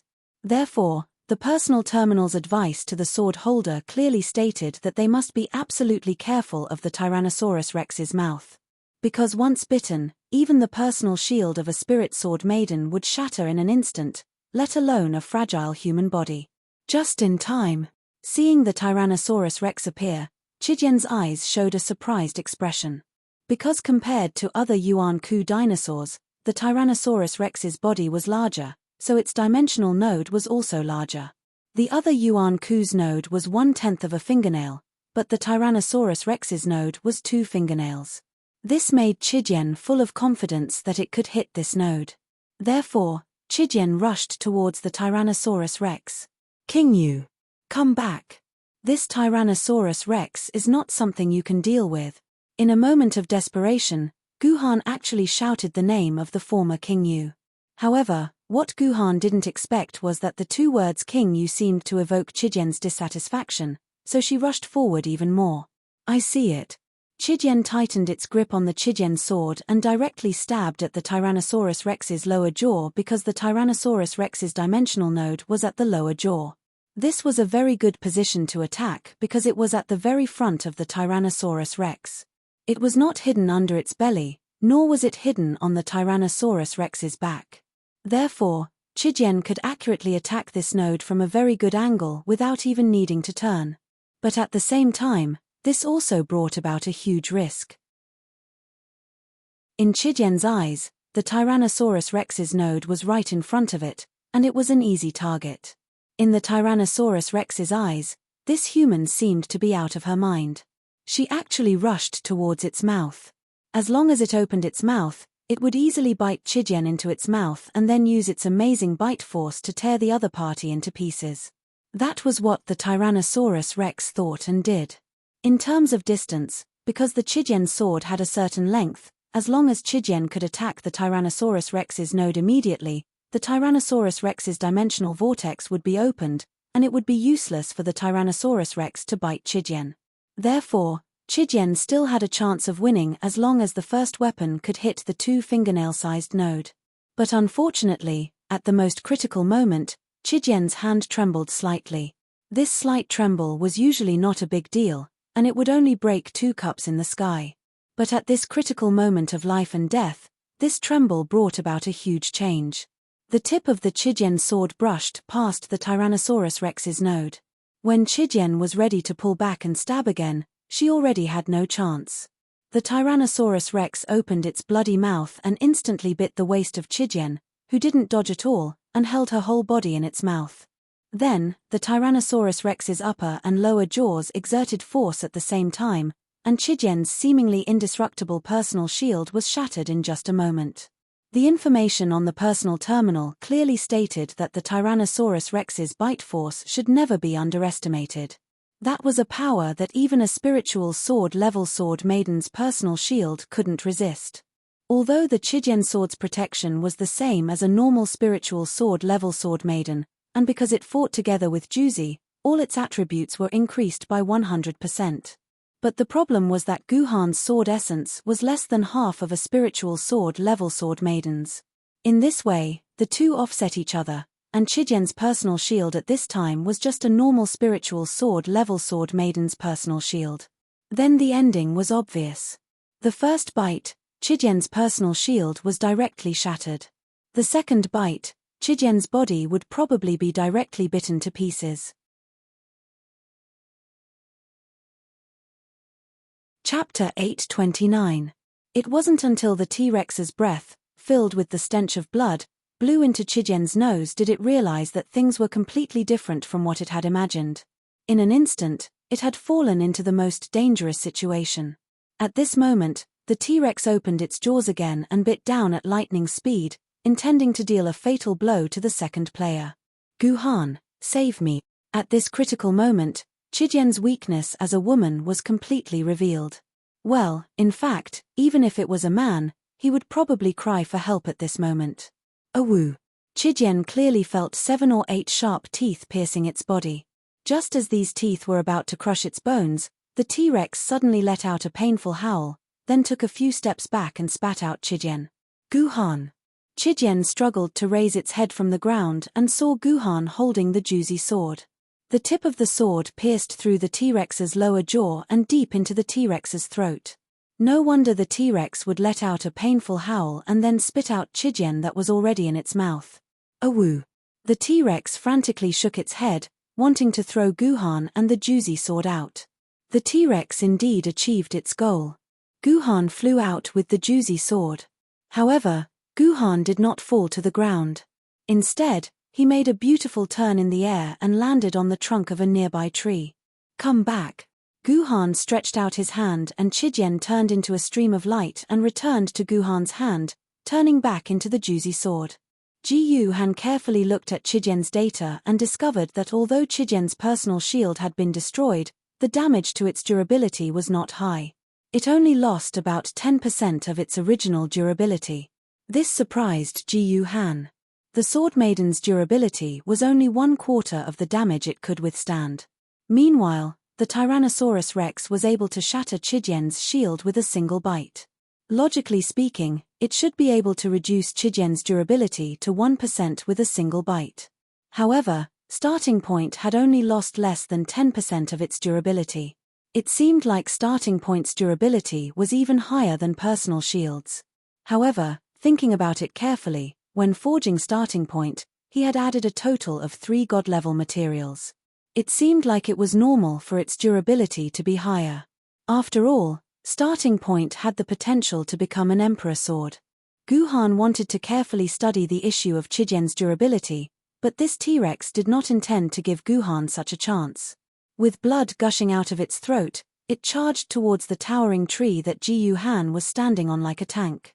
Then, its entire body slammed into the tree, forcefully knocking the tree down along with its roots. The tree was so thick that it would take 3 people to wrap their arms around it. Chance. It was also at this moment that Guhan noticed that the Tyrannosaurus Rex's head paused for a moment when it hit the tree trunk. This was probably because the Tyrannosaurus Rex's head was also a little dizzy from the impact. In fact, this pause was not long, about 0.5 seconds. However, 0.5 seconds was enough. The moment the tree was knocked down, Guhan leaped down like a bullet. The blade of the Chijian drew a beautiful arc beside the T-Rex's chin. Then, a dimensional vortex appeared beside the Tyrannosaurus Rex, sucking in the lively Tyrannosaurus Rex, who had not suffered much damage, back into its original world. It was also at this moment that Guhan's points jumped, increasing by a whole 3,000 points. Amazing. Even Guhan, who had expected this scene, couldn't help but be dumbfounded when he saw the T-Rex, which was almost at full HP, being sucked back by the dimensional vortex. This was a Meteor Yuan Ku with full HP, but it was returned to the dimensional vortex just because Guhan grasped its fatal flaw. If the opponent was a universe-level Yuan Ku. Although with the combat ability of a universe-level Yuan Ku, it would be impossible for a famed sword-level Guhan to touch his node when the universe-level Yuan Ku was fully focused on protecting his node. However, the problem was that a universe-level Yuan Ku didn't know how to protect his node. In fact, Yuan Ku didn't even know the existence of his node. It could be guaranteed that a high-level Yuan Ku wouldn't deliberately protect his node during a battle. This gave Guhan a great opportunity.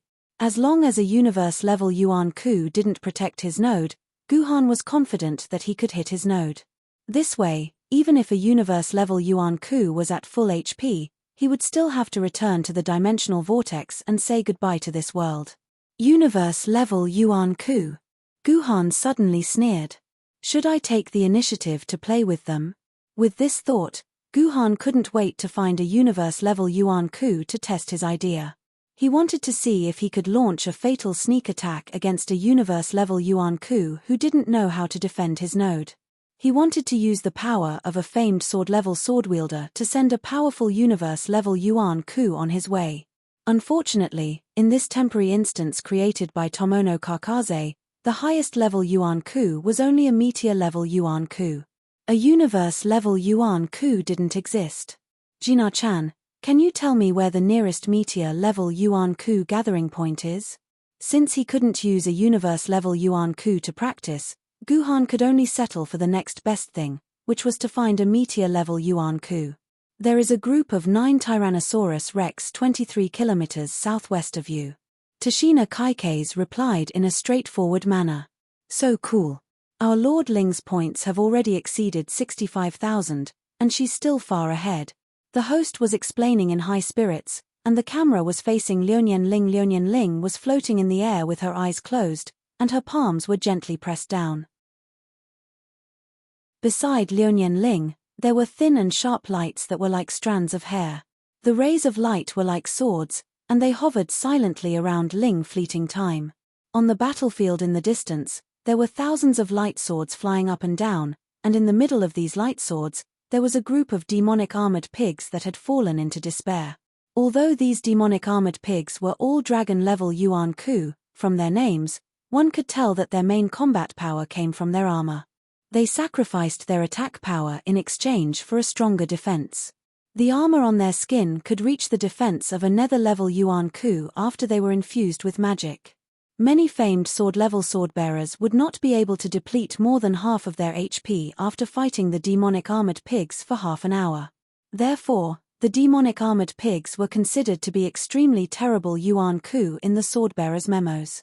Although these demonic armored pigs were unlikely to kill them, the long process of killing them was enough to make most famed sword-level swordbearers give up on the idea of fighting them. They would rather fight with Yuan Ku, whose attack power was 2 or even 5 times stronger than theirs, than waste time with the demonic armored pigs. But now, this group of more than 30 demonic armored pigs were squeezed together helplessly like babies. Their eyes were filled with fear, and the armor on their bodies was emitting an extreme black light. This meant that these demonic armored pigs had already infused all their magic into their skin, and at the same time, they had activated the defense of their armor to its greatest state. But even so, these armor could not defend against the attacks of the light swords floating in the air. The moment these light swords pierced into the demonic armored pig's skin, they sank deep into the demonic armored pig's bodies. The demonic armored pig that was struck by the light swords seemed to have been scalded by a soldering iron. It began to jump around crazily, its eyes filled with pain and despair. It was as if its entire body was being burned. Once the demonic iron-armored pig broke away from the protection of the herd of pigs due to the pain, the remaining light spots floating in the air would immediately pierce into the demonic iron-armored pig's body. According to the audience's careful calculations, it would only take about 32 light swords to kill a demonic iron-armored pig with astonishing defense. In 10 minutes, the light swords near the demonic armored pigs were completely depleted, and the herd of demonic armored pigs had also disappeared without a trace, absorbed by the dimensional vortex. In these short 10 minutes, Liuyan Ling's points had increased by 9,000 points, reaching a terrifying 74,000 points. However, it was clear that this kind of consumption was also very taxing on Liuyan Ling. When she landed from the air, her forehead was already covered in dense beads of sweat. Her wrist was also trembling slightly, and her face was a little pale. It was clear that the 300 light swords had consumed a lot of Liuyan Ling's energy. When the Liuyan family's ultimate technique, the 100 million sword technique, was cultivated to the emperor sword level, it could release 100 million such sword lights at the same time. There was no need for more than 100 million sword lights. Just 10 million sword lights was enough for a flood-level Yuan Ku to return to the dimensional vortex. However, the current limit that Liuyan Ling could use was about 10,000 sword lights. She had used 1,000 sword lights to kill the demonic pigs, and she had used more than 3,000 sword lights to kill the nether-level Yuan Ku. In addition to some other random Yuan Ku attacks, Liuyan Ling had already used up more than 6,000 sword lights. This was equivalent to using up 60% of the sword essence in Liuyan Ling's body. It was not strange for Liuyan Ling to show such exhaustion. It seems like our Miss Ling is a little tired. However, this is not important. Andreevich, who is in second place, has less than 60,000 points, and there are only 20 minutes left. Miss Ling has already secured victory. Miss Ling will definitely win. Miss Ling, however, this host did not notice that the director below the stage was constantly gesturing for him to shut up. In the end, it was the assistant director who rushed to his side at the last minute and whispered in his ear, "Wrong. The second place is not Andreevich." "Not him. Then who is it?" The host asked in a daze. "It's that Yuzhong person, Guhan." Chapter 830. While everyone's attention was focused on Liuyan Ling's performance of the Billion Swords technique, Guhan's points had quietly surpassed Andreevich, who was in second place. When all the demonic armored pigs were killed, Guhan's total points had reached 65,800. He was only less than 9,000 points away from Liuyan Ling's 75,000 points. He was also 5,000 points away from Andreevich, who was in second place. No one knew how Guhan did it. When they heard the host reveal Guhan's current points in astonishment, they suddenly realized that the second place had changed from Andreevich to Guhan. However, some of the audience remembered that 40 minutes ago, which was an hour before the end of the competition, Guhan's points were clearly only 22840. He had only obtained 11,000 points in an hour. It might be an impressive number compared to the average famed swordsman, but it was a far cry from Liuyan Ling's 58,000 points. However, Guhan had caught up to 65,800 points. It was equivalent to obtaining more than 43,000 points in 40 minutes. It was almost the same as Liuyan Ling's 2-hour score. How did Guhan do it? How did he do it? What did this Yuzhong guy do? Everyone was asking this question, but no one could get an answer. Moreover, during the 3 minutes the question was asked, Guhan's points were still rising. He had reached 67,000 points. In these 3 minutes, Guhan had gained 1,200 points. It was equivalent to killing 4 dragon-level Yuan Ku. "Oh no, will Miss Ling be caught?" Someone in the audience immediately asked. This question resonated with the crowd. "Don't worry, she'll be fine." Someone in the audience immediately comforted them. Then, they began to make scientific calculations. This Yuzhong guy got 1,200 points in 3 minutes. He will only get 8,000 points in 20 minutes. He will only get 75,000 points in total. It's just the same as Miss Ling's current points. After 20 minutes, Miss Ling's points will definitely exceed 80,000 points. Miss Ling will definitely win. The audience was comforted by this person's words. Unfortunately, this comfort lasted for less than a minute before it was immediately slapped in the face. Because in the next minute, Ji Yuhan's points directly jumped from 67,000 to 69,000, which was equivalent to killing 2 nether rank Yuan bandits in a minute. If it continued to increase at this rate, their Miss Linlin would be sent flying. Cheating. He must be cheating. That Yuzhang dude must be cheating. Thus, the entire audience was stirred up in an instant. They all expressed that it was impossible for a normal person to achieve such a speed. This Guhan must have cheated. He must have won through some special bug. Unfortunately, the audience couldn't see Guhan's battle. If they couldn't see Guhan's battle, they wouldn't be able to find evidence of Guhan's cheating. Therefore, some of the audience changed their target and began to shout, "We want to see Guhan. We want to see Guhan's battle. Hurry up and show us Guhan's battle." This was the first time that the audience requested to see Guhan's battle. Hearing the audience's request, the members of the organizing committee in the VIP stand couldn't help but whisper. They also realized that something was wrong. In the 2-hour battle broadcast, there were pitifully few scenes of Guhan's battle. Therefore, the organizing committee members immediately conveyed their opinions to Tomono Kakaze. Then, Tomono Kakaze found Guhan in battle and said to him helplessly, "Can you restrain yourself a little? I'm going to point the camera at you soon. You won't be able to hide it anymore. How many minutes do I have?" asked Guhan, who was in the midst of a crazy battle. As the Chijian slashed the node of a triceratops, the netherrank Yuan Ku with full HP was sent back into the dimensional vortex. "I have at most 30 seconds before I turn the broadcast to you," Tomono Kaike said, and then she hung up the call. "What a pity. It's my first time fighting so comfortably." Guhan directly slashed the node of a triceratops and sent it back into the dimensional vortex. After that, there wasn't a single dinosaur left in the area. Ji Yuhan had to find another place to continue farming monsters. Therefore, when the broadcast camera turned to Guhan, Guhan was running leisurely in the forest, which shocked all the audience. Could it be that Guhan had been running all this time? Then where did his points come from? However, the audience soon found it strange because countless arrows suddenly emerged from the depths of the forest and enveloped Guhan. As long as the sword rain could hit 10%, Guhan would immediately be shot into a sieve. Of course, this seemingly lethal rain of arrows did not pose much of a threat to the solid Han. 9 swords of mysterious heaven, sword of the abyss. A few sword auras of sword of the abyss cut all the arrows flying at him in half, forcibly opening a path for Guhan to move forward. Because it took a long time to draw the bow, after the first wave of arrows disappeared, the second wave of arrows needed a certain amount of time to prepare. This gap gave Guhan the last chance. Taking advantage of this gap, Guhan directly stepped on the tree trunk and rushed into the lush bushes like the wind. His speed was so fast that even the camera in charge of tracking Guhan could not keep up.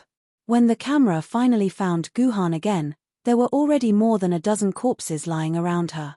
These corpses were all wearing turquoise clothes that seemed to be made of leaves. Their ears were pointed like gourds, and each of them was very handsome. Their skin was very smooth and delicate, not even a single spot could be seen. These are all elven sharpshooters. Many of the audience recognized the origin of Yuan Ku. After all, the elven sharpshooters were very famous among the Yuan Ku. Because of their handsome appearance, even though these Yuan Ku were the enemies of humans, humans still liked them very much. It was just like before the apocalypse, when some idiotic fans clearly knew how terrible Korea was to China, but they still liked to flatter the stinky feet of those Korean celebrities, wanting to lick them with their tongues. It was almost the same logic. Elven Sharpshooter, Flood Dragon level Yuan Ku, 100 points each. This Yuzhang guy has already scored 1,200 points in less than a minute. He now has 68,200 points. Someone immediately calculated Guhan's points. Not only that, look at the rain of arrows just now. It took at least 100 elven sharpshooters to trigger. There are at least 100 elven sharpshooters nearby, another audience member said, and his words were quickly verified. After Guhan cleared the canopy of a tree, he immediately leaped into another canopy. With a flash of his sword, the elven sharpshooters hiding in the canopy were all killed. From the footage of the corpses, it could be seen that all the elves had died with their throats slit. Apart from a single cut on their throats, there were no other wounds on their bodies. This meant that Guhan's attacks were all one-hit kills. He definitely did not use a second slash. In less than 10 minutes, over 100 elven sharpshooters hiding in the canopy were all killed by Guhan. Guhan's points had increased by 13,200, reaching a terrifying 79,200 points. Miss Ling. How many points does Miss Ling have now? A member of the audience asked anxiously. Even though Ling's points were written at the bottom of the screen, he could not help but ask his friend who was sitting next to him. Miss Ling's points are increasing very quickly. Miss Ling's points are now 83800. She's ahead of this Yuzhang guy by 400 points, his friend immediately replied. Time? How much time is left? 5 minutes, only 5 minutes left. As long as she can hold on for another 5 minutes, it will be enough. 5 minutes. 4,000 points. I wonder if Miss Ling can hold on for another 5 minutes, the audience members said worriedly. Don't worry. Look at the minimap on the screen. There are only 3 red dots around this Yuzhang guy, and the other red dots are still 2 or 3 minutes away. The red dots that are further away are 2 to 3 minutes away. Unless all 3 red dots are meteor rank Yuan bandits, Miss Linlin will definitely win, the audience said excitedly. The minimap was a map that only the audience members could see. In the eyes of the players, there was no such thing as a minimap. The red dots on the minimap were naturally the surrounding Yuan coups. From the audience members' words, it could be heard that there were only 3 Yuan coups left around Guhan. Unfortunately, the minimap did not indicate Yuan coups level. Therefore, the audience members could only secretly hope that these 3 Yuan coups weren't meteor-level Yuan coups. This way, Guhan's points would at most be 3,000, and Liunian Ling's first place would be guaranteed. Finally, these 3 red dots gradually approached Guhan, and finally revealed their true appearance. What the F***CK? Every Yangjing audience member had the same thought. The Yuan coup that appeared in front of them was actually 3 high elven priestesses. Normally, the audience members would find these high elven priestesses very pleasing to the eye. This was because these high elven priestesses were not only beautiful, but more importantly, they didn't wear clothes. That's right, to the elves who worshipped nature the most, the high elven priestess was a holy profession that needed to be one with nature. Naturally, they had to use the most intimate way to feel nature. Even clothes made of tree leaves were something that hindered the power of the high elven priestesses.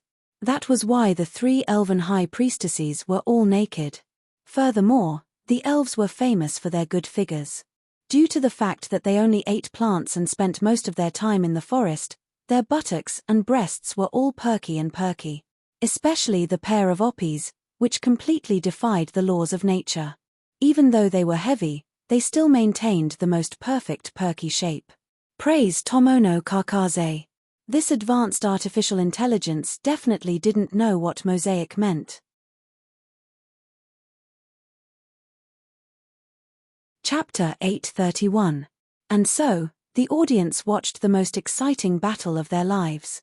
As the swordlight and physical bodies clashed, an intense battle began. At the start of the battle, the 3 chief elven priestesses undoubtedly had the upper hand. Even though Guhan had already killed many meteor-level Yuan Ku, Guhan still did not dare to be careless when facing the 3 meteor-level chief elven priestesses in front of him. This was still Guhan's greatest trump card. He could not rely on attacking Yuan Ku's nodes to kill him instantly.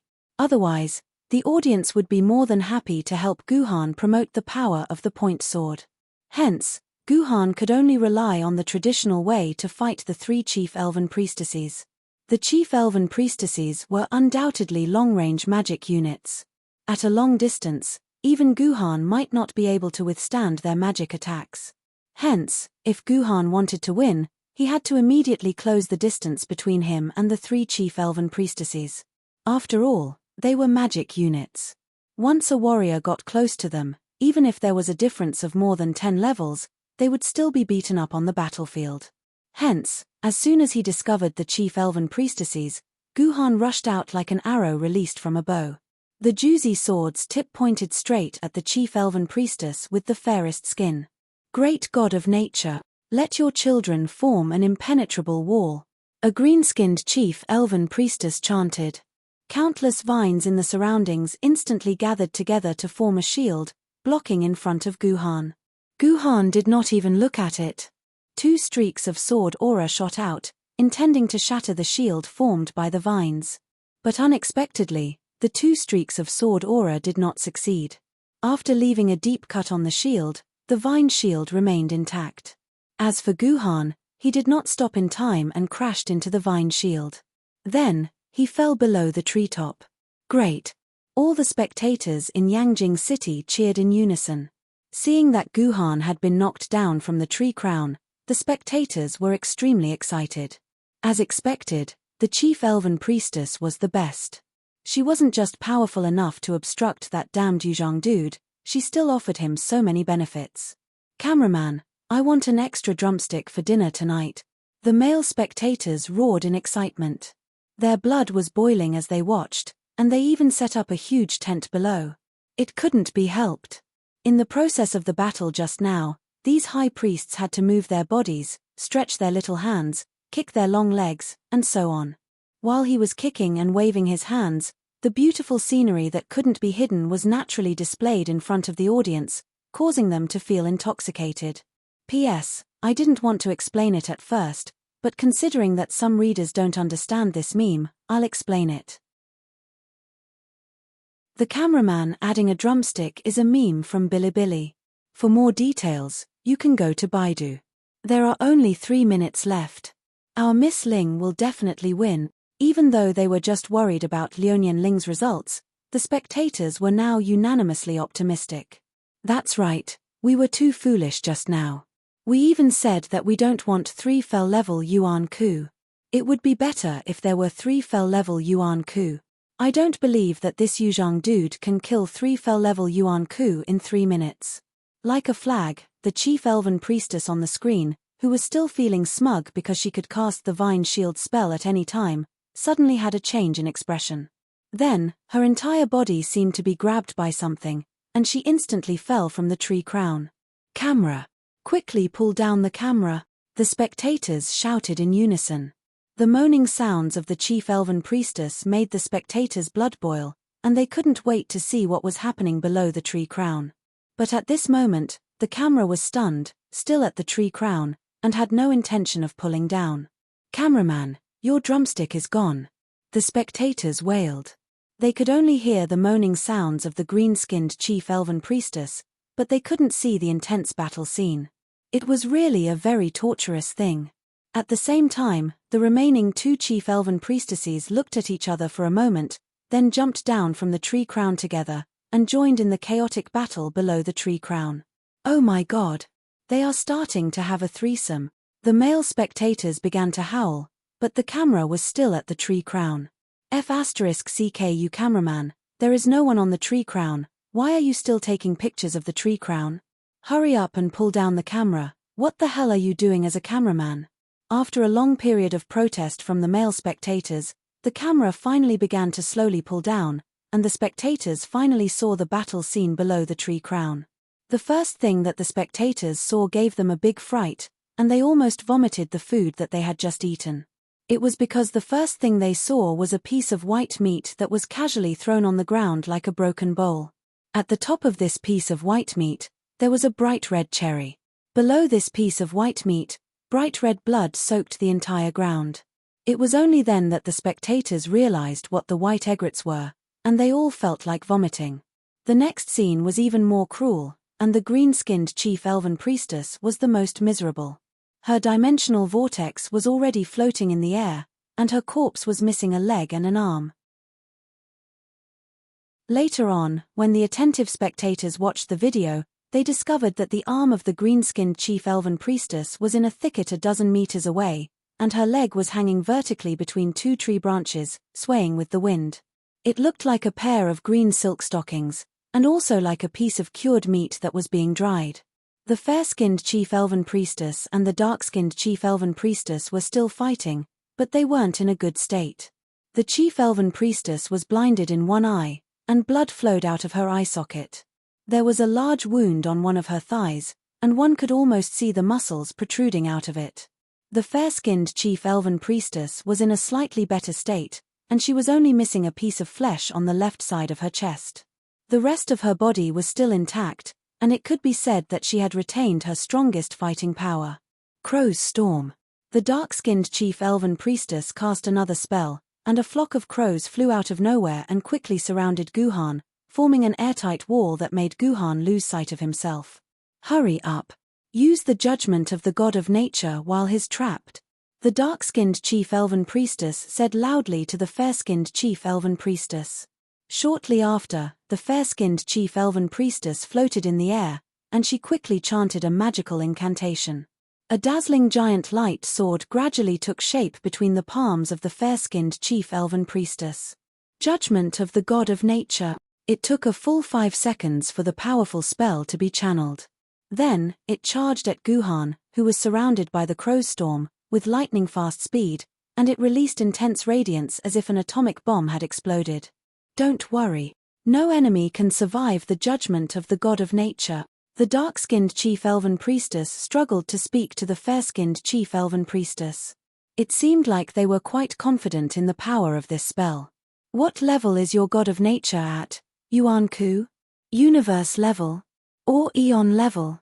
Guhan's apathetic voice rang out beside the dark-skinned chief elven priestess, and she was given a fright. She instinctively wanted to escape from Guhan's side, but this was a completely wrong response. However, this was a completely wrong response. If she was smart, she would have immediately raised a magic shield to block the attack of the solid cold.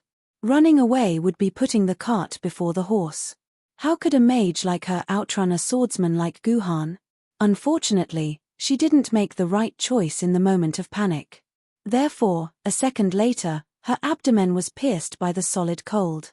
Then, a dozen or so sword of the abyss sword chi burst out of the black-skinned high priest's body, directly killing her into a pile of minced meat. Don't come over. Don't come over. The fair-skinned chief elven priestess seemed to be frightened by what happened to the dark-skinned chief elven priestess. She threw her staff aside and fell to the ground, unable to stand up again. She could only use her arms and butt to desperately retreat. With such speed, it was impossible for her to escape from Guhan's sword. After a few seconds, Guhan was already standing in front of the fair-skinned chief elven priestess. He raised the juicy sword in his hand, ready to end Yuan-ku's life with one strike. Let me go. Let me go, please. The fair-skinned chief elven priestess seemed to know that escaping was useless, so she threw herself forward and hugged Guhan's leg with her naked body.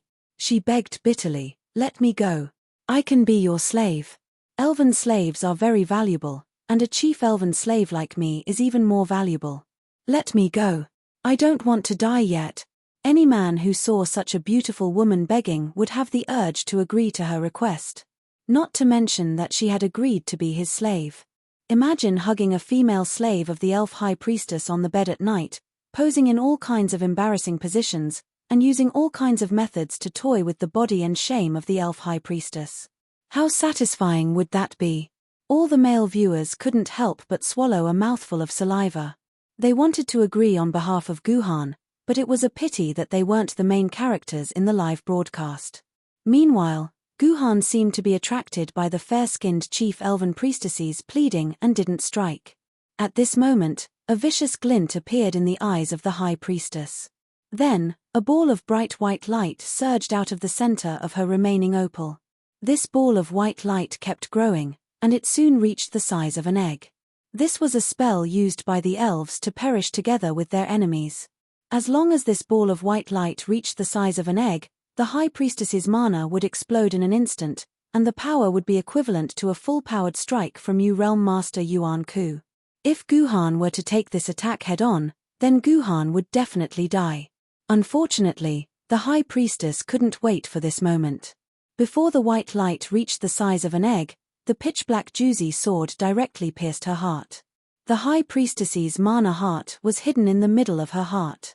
This was the place where all of the High Priestess's mana was stored. Once it was pierced, the High Priestess's mana would instantly dissipate, and all the spells would also disappear. When the dimensional vortex absorbed the body of the High Priestess, the time had just returned to 0.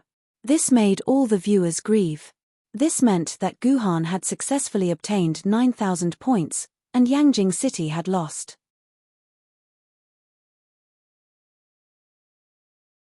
Chapter 832. We've lost, I can't believe our Yangjing City still lost. The entire audience was suddenly filled with wails.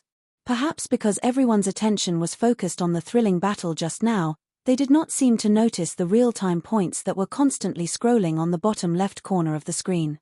And when the sadness was at its strongest, a member of the audience suddenly came online and opened the points on the bottom left corner. Then, he screamed with the loudest voice he had ever screamed in his life, "We won! We won! Miss Ling won!" Everyone was stunned when they heard this. Then, they went online to look at the points on the bottom left corner and realized that Yangjing City had indeed won. The first place was still Liuyan Ling's name, while Guhan's name was only in second place. Everyone was a little stunned. They never expected that Yangjing City would still win in the end. Although Guhan had successfully obtained 9,000 points in the last 5 minutes, Liuyan Ling had also obtained 10,000 points in the last 5 minutes, stabilizing her advantage over Guhan at 5,000 points. This was because in the last 5 minutes, Passerby B, who had separated from Liuyan Ling, was somehow surrounded and beaten up by 4 Meteor Yuan Ku and died in battle. And Liuyan Ling, who had rushed over to help Passerby B, was helpless against the siege of 4 Meteor Yuan Ku. She also began a final battle.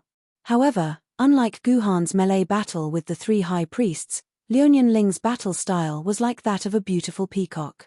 Her remaining 4,000 sword flashes bloomed behind her. These 4,000 sword flashes were evenly divided into 4 parts and shot toward 4 different Meteor Yuan Ku. Although these Yuan Ku used all their strength to defend against these sword flashes, it was a pity that these sword flashes still pierced into the Meteor Yuan Ku's body. 3 Meteor Yuan Ku were sucked back by the dimensional vortex on the spot, but 1 long-armed ape monkey lasted until the end. This long-armed ape monkey was holding a long iron rod in its hand. It was unknown what material this iron rod was made of, but it was actually able to shatter the all-pervasive sword light of the billion sword technique. Therefore, only about 800 of the 1,000 sword lights pierced the long-armed ape monkey's body, while the other 200 or so were shattered by the long-armed ape monkey. It was also because of these 200 sword flashes that the long-armed ape monkey successfully survived. At the same time, Liuyan Ling's condition was much worse. Because she had used up all 10,000 sword flashes, there was not a single sword flash left in Liuyan Ling's body. And because of the huge consumption, her entire body seemed to be exhausted. She could only sit weakly on the ground, not even having the strength to raise her hand. Seeing this scene, the long-armed ape monkey let out a shrill cry. Then, it stomped on the ground and leaped high into the air. Then, it raised its metal rod high in the air. Its target was the weak and immobile Liuyan Ling, who was lying on the ground. The long-armed ape monkey's metal rod itself was extraordinary. Otherwise, it would not have been able to shatter Liuyan Ling's sword flashes. In addition, after the long-armed ape monkey leaped high, it could use the gravitational potential energy to increase its strength. Once this metal rod hit Liuyan Ling's body, only death awaited Liuyan Ling. At this critical moment, a very gentle and intellectual beauty suddenly appeared beside Liuyan Ling, holding a 3-foot-long sword in her hand. The 3-foot-long sword can cut through the boundless. This intellectual beauty was naturally the sword lady, the 1-foot lady, who had been drinking coffee with Guhan earlier. When the 1-foot lady held the 3-foot-long sword in her hand, this gentle and intellectual beauty suddenly changed into another person. She was like a warrior who would never yield. Even if she only held a 3-foot-long sword in her hand, she would still slash through all enemies that stood in her way. This was one of the only 2 human path sword ladies, the 1-foot sword lady. Humans had transformed from apes, which were living in the middle of the food chain, into the unquestionable ruler of the entire earth. Even dinosaurs, which were thousands or tens of thousands of times stronger than humans, would be instantly blasted into dregs when they were faced with human weapons. If the Confucian path sword lady represented the power of defense, then it would be self-perfected to cultivate the body, govern the family, and rule the country. The martial path sword lady represented the power of balance, and it was an endless exploration of balance. The killing path sword lady represented the power of offense, and it was an endless pursuit of ultimate attacks. The demonic path sword lady represented the power of evil, and it was an attempt to prove itself on another level. Then, the human path sword lady was the power of humans. As long as humans still had a breath left, the human path sword lady would never perish, and it would still be able to slash through the darkness of the entire world. Hence, the human path sword lady was the final power of humans. Hence, up until now, the human path sword lady had never failed, because once the human path sword lady failed, it would mean the extinction of the entire human race. In the instant that the 1-foot sword came into contact with the long-armed ape monkey's metal rod, all the humans in the instant's dungeon, including Guhan, felt their bodies weaken. They stood on the ground, unable to move, as if something had sucked away all the energy in their bodies. This was also the reason why Guhan paused for a long time when the white-skinned chief elven priestess was hugging his leg. It wasn't because Guhan was hesitating, but because Guhan's body really couldn't move. This inability to move lasted for around 3 seconds before Guhan and the others regained their strength. At that moment, the long-armed ape monkey's body was like a sand sculpture, with sand constantly disintegrating from its body. Finally, the long-armed ape monkey had completely turned into a pile of pitch-black sand. What was surprising was that after the long-armed ape monkey turned into a pile of sand, no dimensional vortex appeared. This seemed to be a hint that the long-armed ape monkey wasn't dead. But in fact, the long-armed ape monkey couldn't be any more dead. This was because the Yuan Ku that had died at the hands of the human path sword lady was the only Yuan Ku that wouldn't be sucked back by the dimensional vortex. This meant that this Yuan Ku didn't even have the right to return to its original world. It had completely disappeared from all the dimensions. Now, everyone should understand the power of the human path sword lady. The human path sword lady was a sword lady that could borrow the power of all the human sword ladies in battle. As long as there was a human alive, the human path sword lady would still have power to borrow, and the human path sword lady wouldn't fail. And things like Yuan Ku were born for humans. After dying at the hands of ordinary sword ladies, they would return to the dimension that belonged to them. However, when they died at the hands of the human path sword lady that represented humans, the foundation for these Yuan Ku's existence was gone. Humans had completely abandoned them, and they no longer belonged to any dimension. The dimensional vortex naturally wouldn't send them back. These Yuan Ku were like kites that wreaked havoc in the sky. Even if they were torn and damaged by the power of the sky, they could rely on the string in their master's hand to return to their master's hand. However, once the string was cut, the kite would become a lonely ghost that would drift around with the wind. Finally, it would land in a desolate corner and become worthless trash. The master was the dimension that they belonged to, and the string was the dimensional vortex. The human path sword lady didn't attack the kite directly. Instead, she attacked the string that was pulling the kite. Once the string was cut, the kite would naturally dissipate like a sand sculpture. To put it bluntly, the human path sword lady could borrow the power of other humans to fight for her. As for other humans, they didn't even have the right to refuse. They could only let the human path sword lady borrow their power. Only Jendi could use his own willpower to resist the borrowing of this power. Therefore, to a certain extent, the human path sword lady's power was boundless. Of course, it was also very dangerous for the human path sword lady to borrow the power of humans. This was because after the power was borrowed, humans could only stand on the spot without moving. Just like Guhan previously. If he remained motionless for a little longer, It was very likely that Guhan would perish together with the chief elven priestess self-destruction. When the human path sword lady started borrowing the power of others to fight, the other humans would be unlucky. If they weren't careful, they would die in the hands of the sword-bearer who borrowed their power. This situation happened many times when the human path sword lady was first discovered. The first generation of the one-foot sword-bearers were usually infatuated with the boundless power of the human path sword lady. They would borrow the power of other humans without restraint.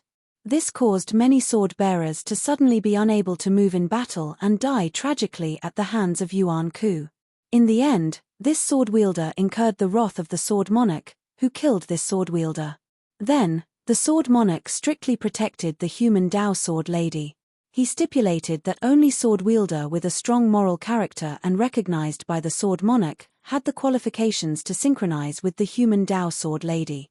Until now, there were only two human path sword ladies, the one-foot sword and the Emperor Yu sword. Therefore, in reality, only the three-foot sword and the Emperor Yu sword could synchronize with each other. From then on, when the human path sword lady wielding the human path sword lady used the human path sword lady, she would restrict the range of the power she borrowed to herself. This way, it wouldn't cause any danger to others. Of course, if she only used her own power, then the human path sword lady's power wouldn't be any different from other sword ladies. In fact, it might even be weaker than other sword ladies. Only when faced with a truly critical moment for the human race, such as the invasion of the base city that concerned the life and death of the human race, would the wielder of the human Dao sword Maiden borrow the strength of all the humans to launch a final counterattack against the Yuan bandits. This situation had occurred a total of 4 times, and each time, it had achieved astonishing results, killing a large number of Yuan bandits. However, according to the statistics of later generations, no matter if it was an ordinary person or a sword-bearer, their lifespan would be shortened by around 5 years after being borrowed by the human path sword lady. This also meant that there was a price to pay for borrowing the power of others. This price was the lifespan of other humans. The more power borrowed, the longer the lifespan of other humans would be. However, as the intermediary of this power, the sword-bearer of the human path sword lady would suffer greater injuries. The lifespan of other humans would be shortened by 5 years, while this sword-bearer would almost lose the ability to move after the great battle. He would become paralyzed like Hawkins, and wouldn't be able to live for more than a year. Therefore, when the one-foot sword borrowed the power of other humans to kill this long-armed ape, the intermediary, Liuyan Ling, completely fainted. Blood flowed out of her 5 orifices. It was obvious that she had suffered great injuries. You're tuning in to the Celestial War YouTube channel. Don't forget to subscribe and join us on this journey to catch the most captivating stories,